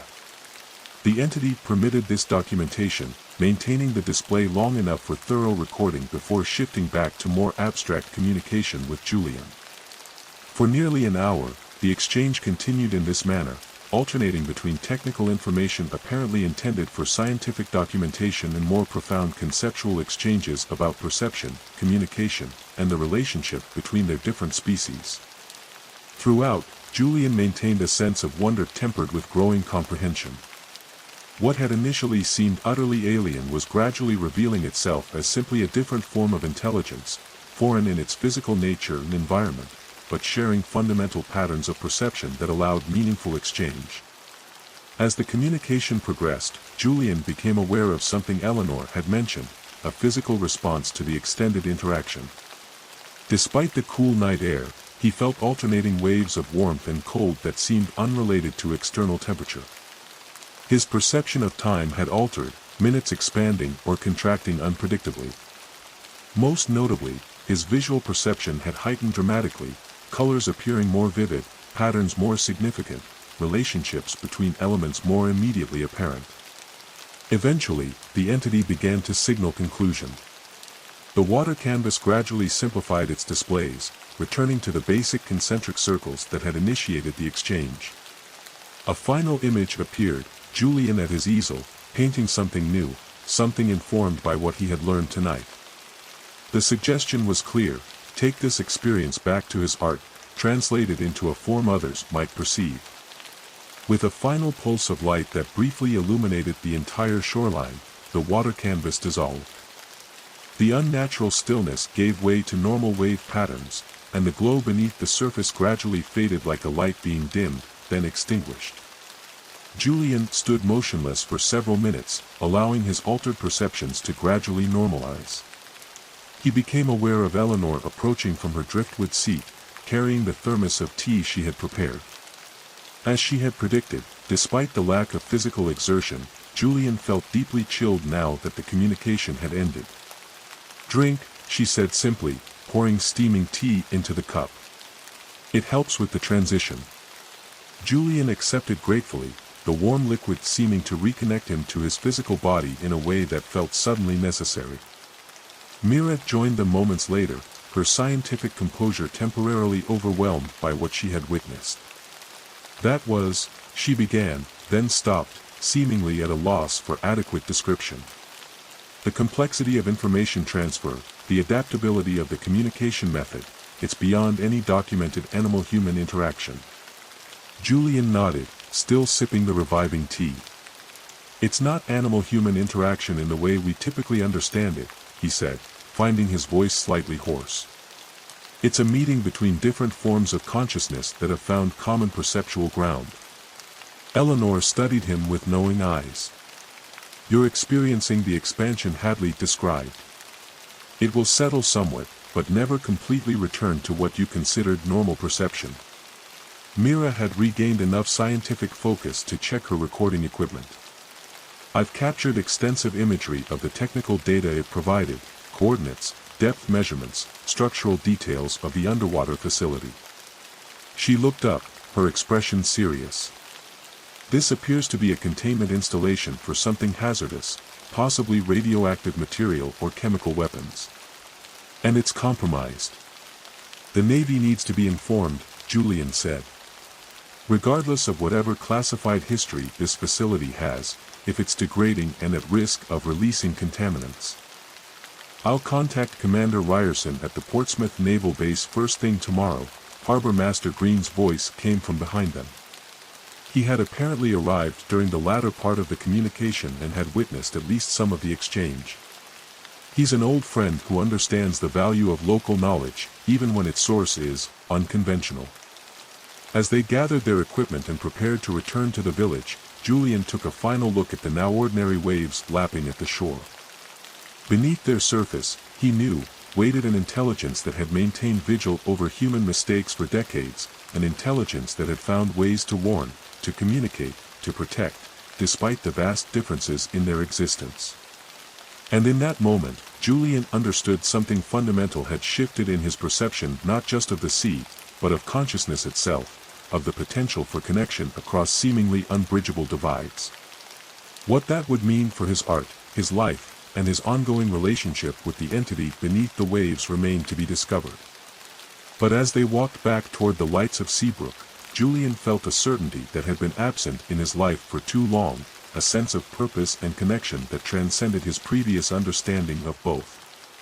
Whatever came next, he was no longer simply creating art about the sea, but participating in a dialogue with it that had continued, unbroken, for generations. Chapter 8, Reflections and Revelations. The following morning dawned clear and cold, the kind of crystalline autumn day that rendered the world in sharp detail. Julian woke early, his mind still processing the previous night's extraordinary communication. The vivid dreams that had filled his sleep, dreams of underwater perspectives, of light patterns forming and dissolving, of consciousness existing in fluid forms, lingered at the edges of his awareness. He moved immediately to his easel, driven by an overwhelming urge to capture something of what he had experienced before the impressions could fade. Without conscious planning, Julian began to paint, not the seascape he had been working on previously, but something entirely new.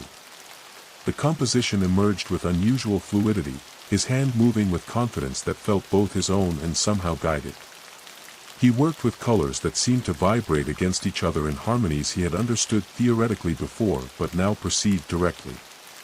The painting took shape not as a literal representation of the entity or the underwater facility, but as a visual expression of the communication itself, the meeting of different perceptual worlds, the bridge of pattern and proportion that had allowed understanding to flow between disparate consciousnesses. Julian lost track of time entirely, working with an intensity he hadn't experienced in years. When he finally stepped back from the canvas, the morning was well advanced, sunlight streaming through his windows at a midday angle.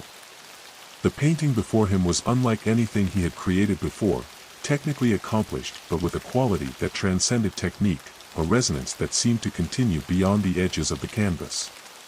A soft knock at his door finally broke his absorption. Eleanor entered carrying a tray with coffee and simple food, her expression unsurprised at finding him at work so intensely. "You need to eat," she said practically. "The communication takes physical energy as well as mental." Julian realized suddenly that he was ravenously hungry, his body depleted by the extended painting session. He accepted the food gratefully, only now becoming aware of his surroundings beyond the canvas. The research vessel departed at dawn, Eleanor informed him as he ate. Following the modified route, well clear of the restricted zone. Julian nodded, relief mingling with his creative exhilaration. "And the information about the underwater facility?" Harbor Master Green contacted his Navy connection first thing this morning. They had a long conversation behind closed doors. She poured coffee for both of them. "A Navy vessel is already en route from Portsmouth, carrying specialized equipment. Whatever is down there, they're taking it seriously." Julian glanced at his new painting, still wet on the easel. "It was protecting us, all this time. The entity, its kind, monitoring human mistakes, intervening when necessary through whatever channels they could establish." Eleanor studied the new painting with appreciation. Hadley came to the same conclusion. He believed they had been doing this for centuries, perhaps longer.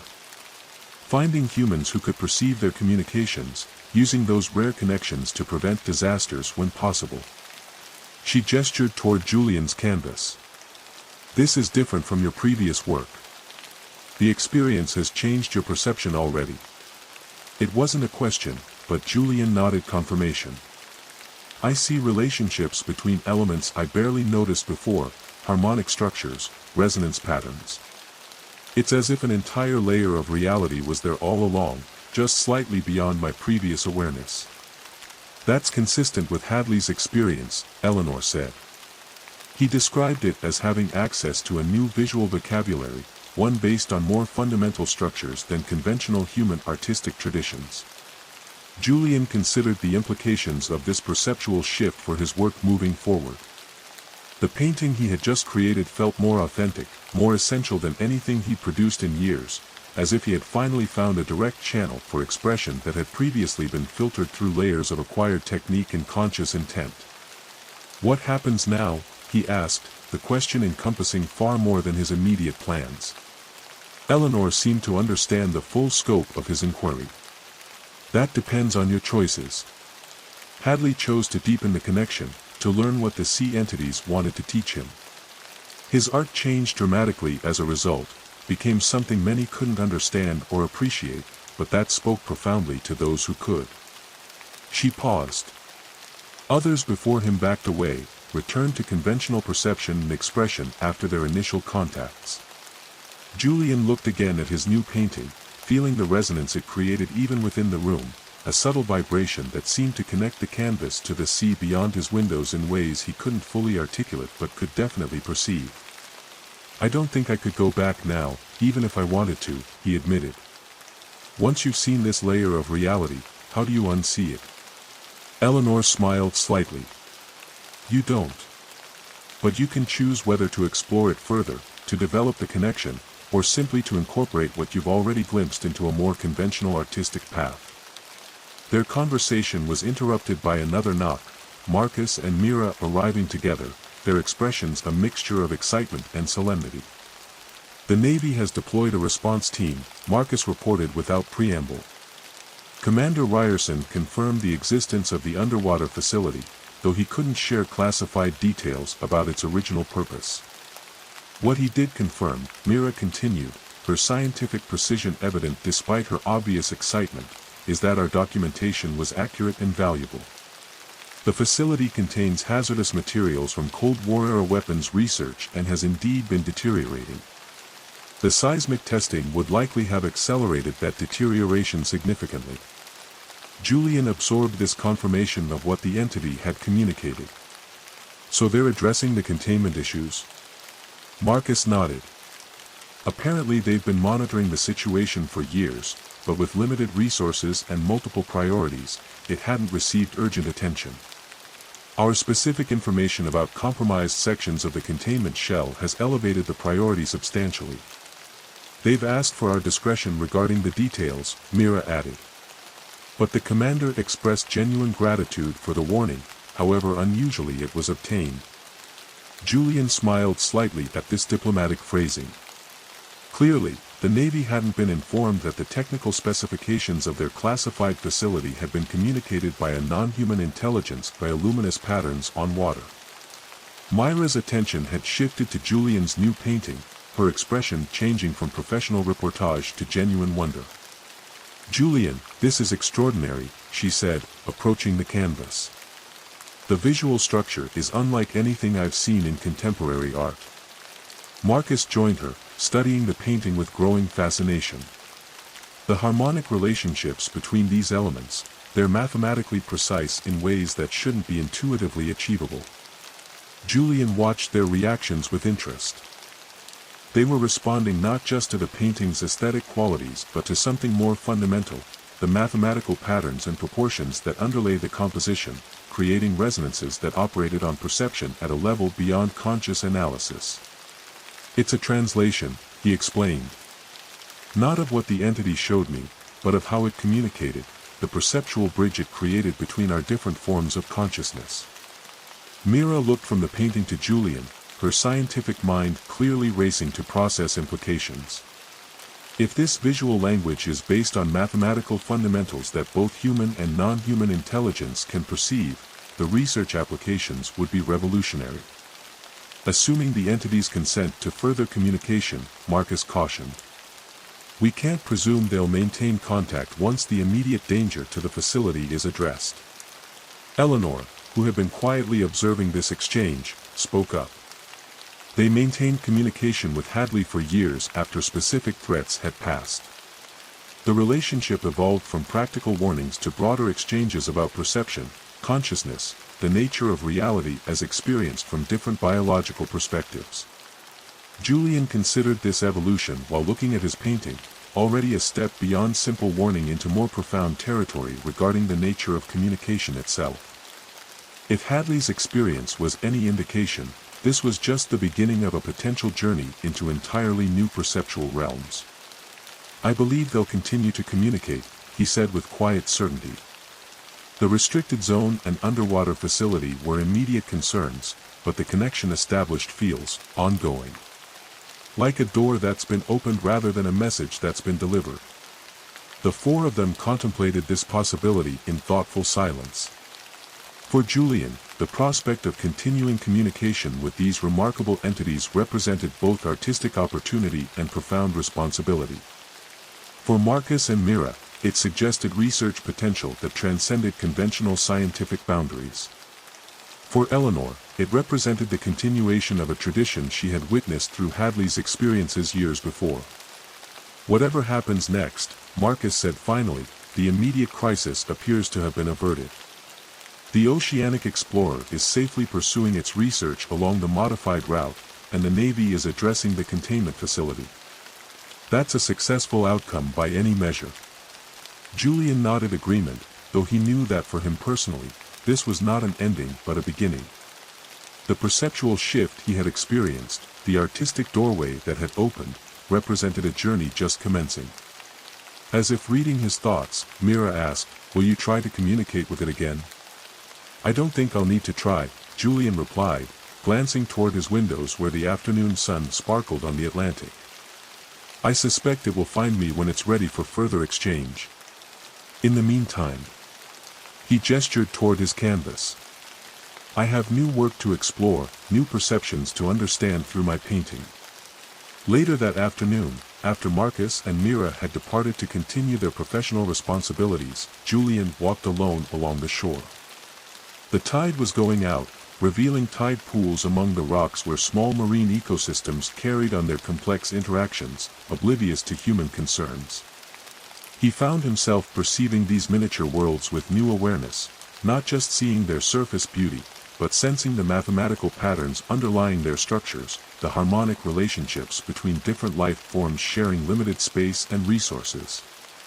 As he watched, a small octopus emerged cautiously from beneath a rocky overhang in one pool, its movements deliberate and intelligent as it investigated its surroundings.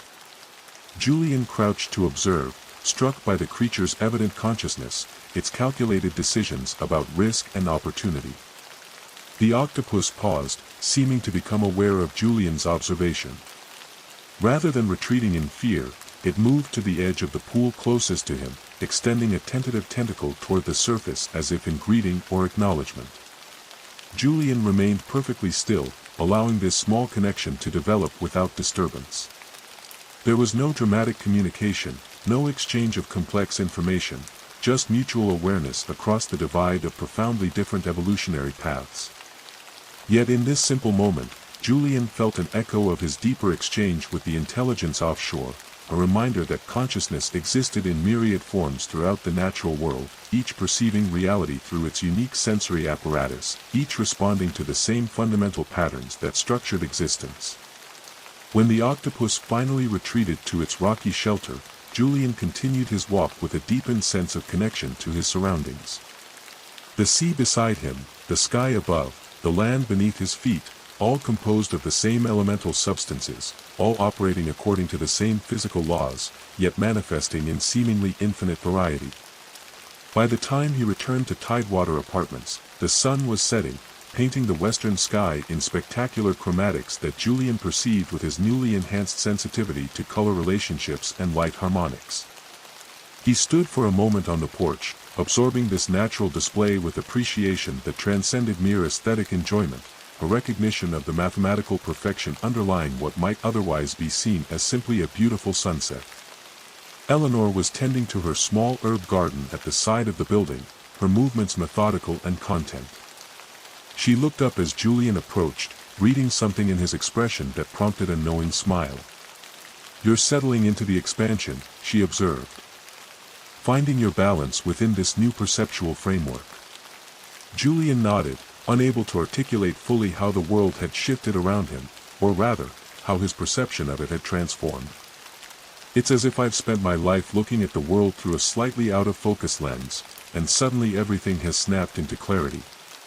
Hadley described it similarly, Eleanor said, dusting soil from her hands as she straightened. He said ordinary reality became simultaneously more detailed and more unified, the individual elements more distinct, but their relationships to the whole more evident. As they entered the building together, Julian found himself wondering about the long lineage of artist-interpreters that had been suggested in the water canvas images. How many others throughout history had experienced this perceptual shift, this opening to communication with non-human intelligence? How many had incorporated what they learned into artwork that might still exist, perhaps recognized for its unusual qualities but not for its true significance as a record of cross-species communication? In his apartment, Julian found his original painting, the one that had changed over successive nights with warnings about the research vessel, had transformed one final time.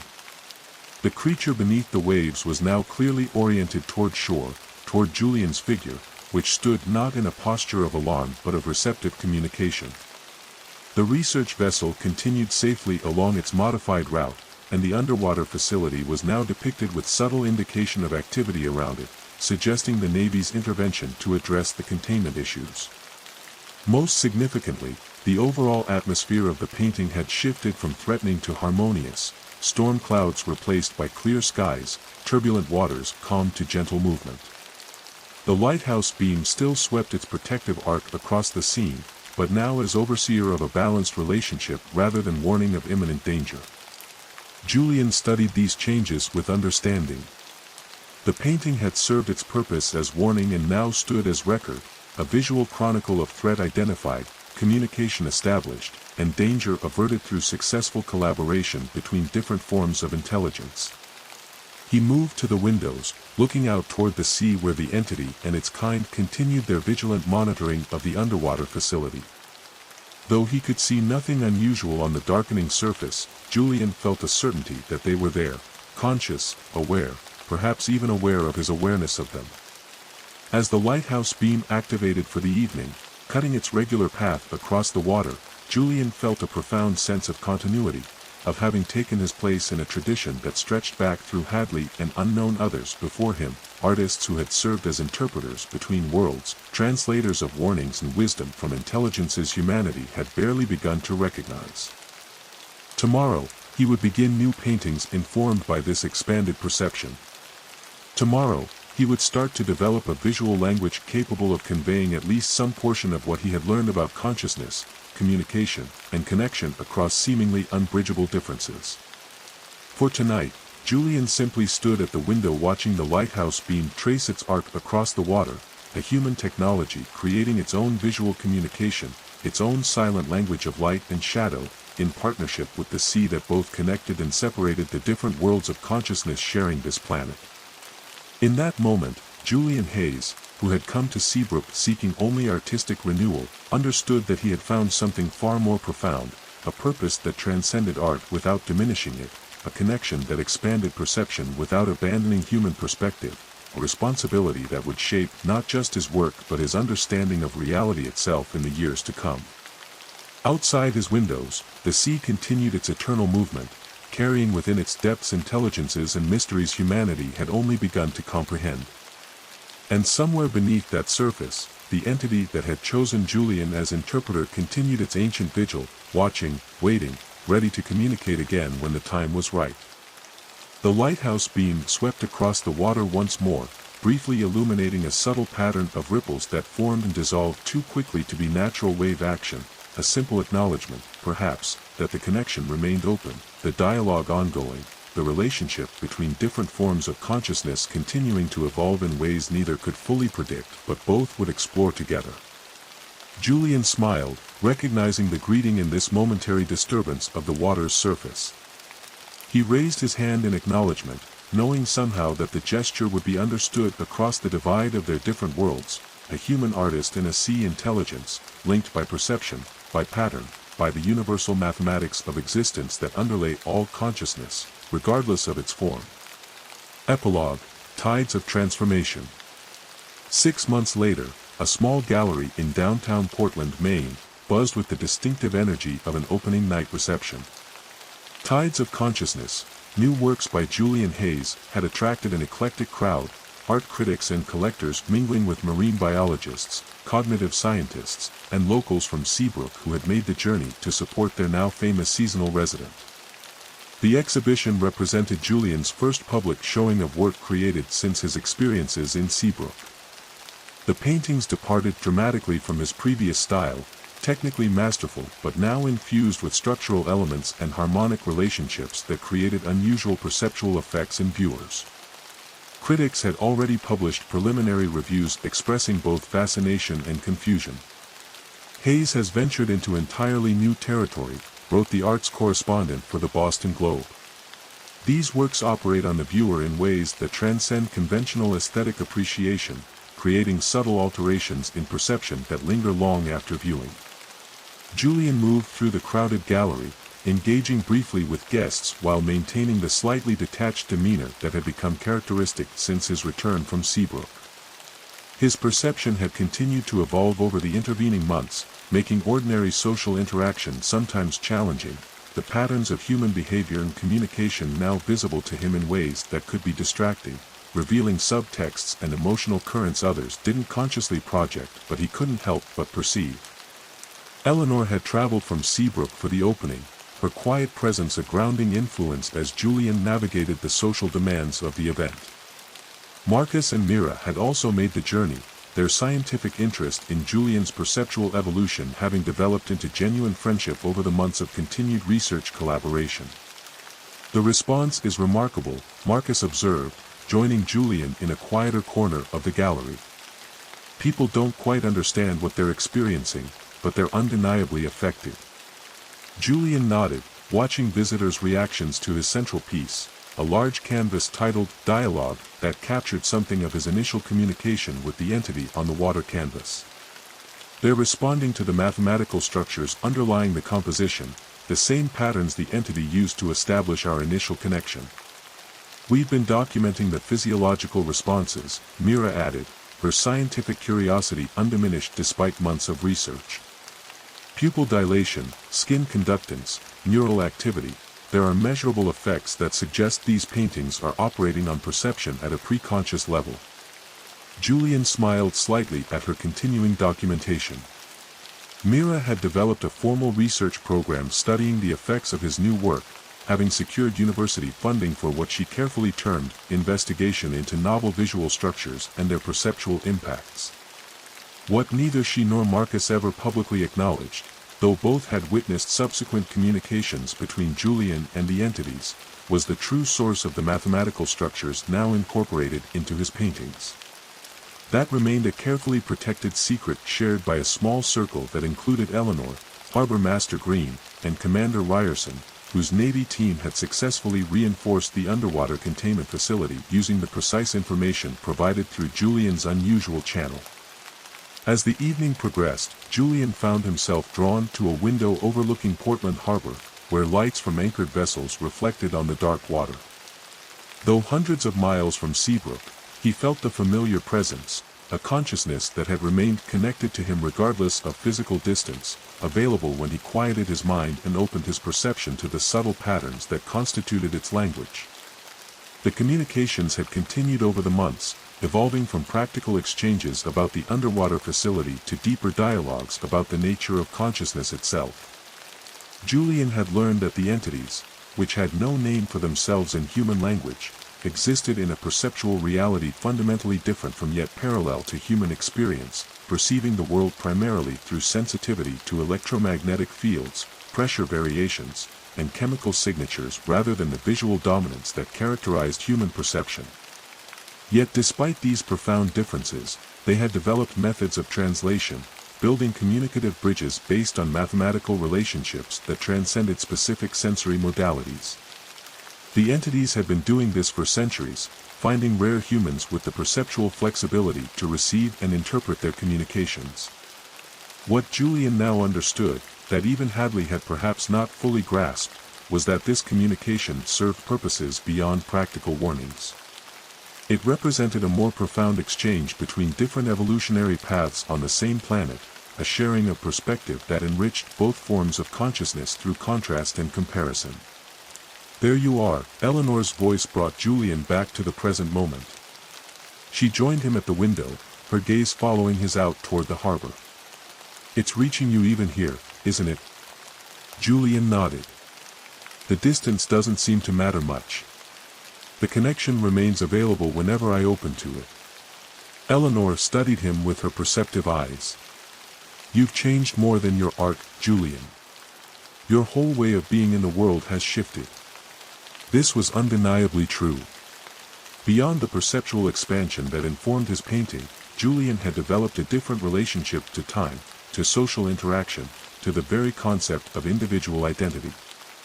The entity's consciousness, fluid, distributed, fundamentally interconnected with its environment, had influenced his human perception in ways that sometimes created challenges in ordinary society but opened extraordinary creative and philosophical possibilities. Hadley struggled with similar changes, Eleanor continued gently. Finding balance between these expanded perceptions and the practical demands of human existence. Julian appreciated her understanding. "It's worth the struggle," he said simply. "What I've gained far outweighs what's occasionally challenging."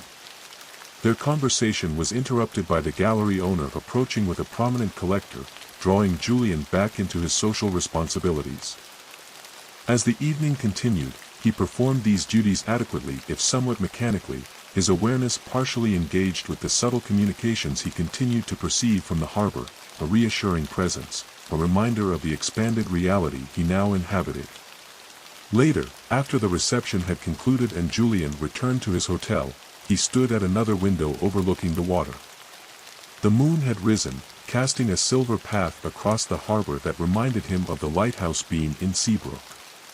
In this peaceful moment, he allowed his consciousness to open fully to the connection that remained available across the physical distance.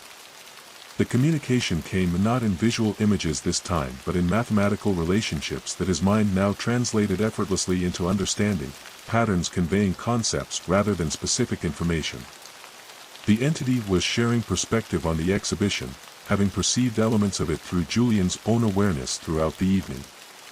What it communicated was not pride or judgment but something more profound, appreciation for the attempt to translate between perceptual worlds, recognition of the inevitable incompleteness of such translation, and affirmation of the value in continuing to try despite the limitations.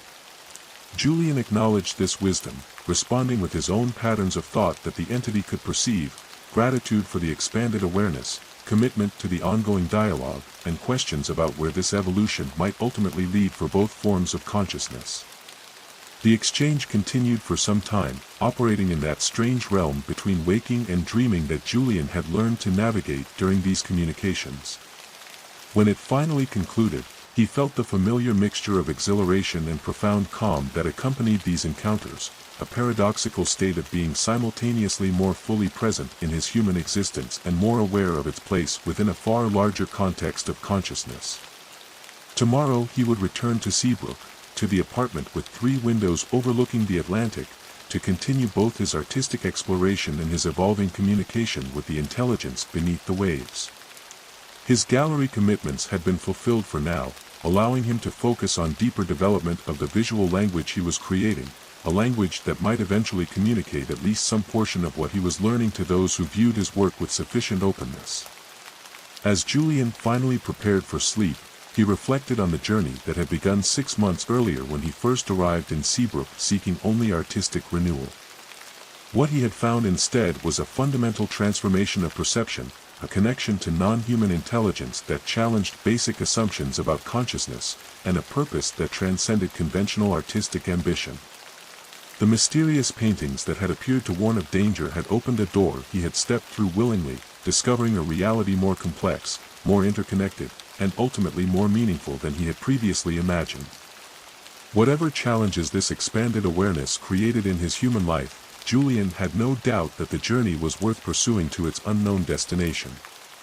Outside his window, the moonlight continued to trace its silver path across the harbor, a natural counterpart to the lighthouse beam that had first illuminated his communication with the entity. Somewhere beneath that shimmering surface, a consciousness fundamentally different yet connected to his own continued its ancient existence, its patient vigilance, its willingness to bridge the gap between separate worlds of perception. And in that connection, Julian had found not just artistic inspiration but a more profound understanding of what it meant to be conscious in a universe filled with intelligence in forms humanity was only beginning to recognize, a universe where the boundaries between separate minds were perhaps more permeable, more negotiable than human experience typically suggested. As sleep finally claimed him, Julian carried this expanded awareness into his dreams, dreams that now often blended with communications from the entity, creating a continuous dialogue that persisted across states of consciousness, across physical distance, across the seemingly unbridgeable gap between different evolutionary paths sharing the same planet, the same fundamental patterns of existence. In Seabrook, the lighthouse continued its nightly sweep across the water, a human technology maintaining its silent dialogue with the sea, warning, protecting, connecting. And beneath the surface, the entities maintained their own vigilance, their own communication, their own perception of a reality humans glimpsed only partially through the occasional windows opened by those rare individuals who could serve as interpreters between worlds. The tide turned, waters shifted, consciousness flowed between different forms, an eternal conversation continuing through darkness into dawn, through seasons into years, through individual lives into the broader currents of existence that connected all awareness, regardless of its form. Thank you for listening to Tides of Premonition on Scary Stories to Fall Asleep. We hope this tale of mysterious communication, artistic transformation, and connection across different forms of consciousness has provided an intriguing journey before sleep. If you enjoyed tonight's story, please subscribe to our channel for more atmospheric tales that balance mystery with comfort. Our stories are specially crafted to engage your imagination while gradually easing you toward peaceful rest. Sleep well, dream deeply, and perhaps consider what other forms of consciousness might be reaching out across the boundaries of perception, waiting for someone with the right sensitivity to hear their message. Until next time, this is Scary Stories to Fall Asleep, wishing you a night of gentle dreams beneath the watching stars.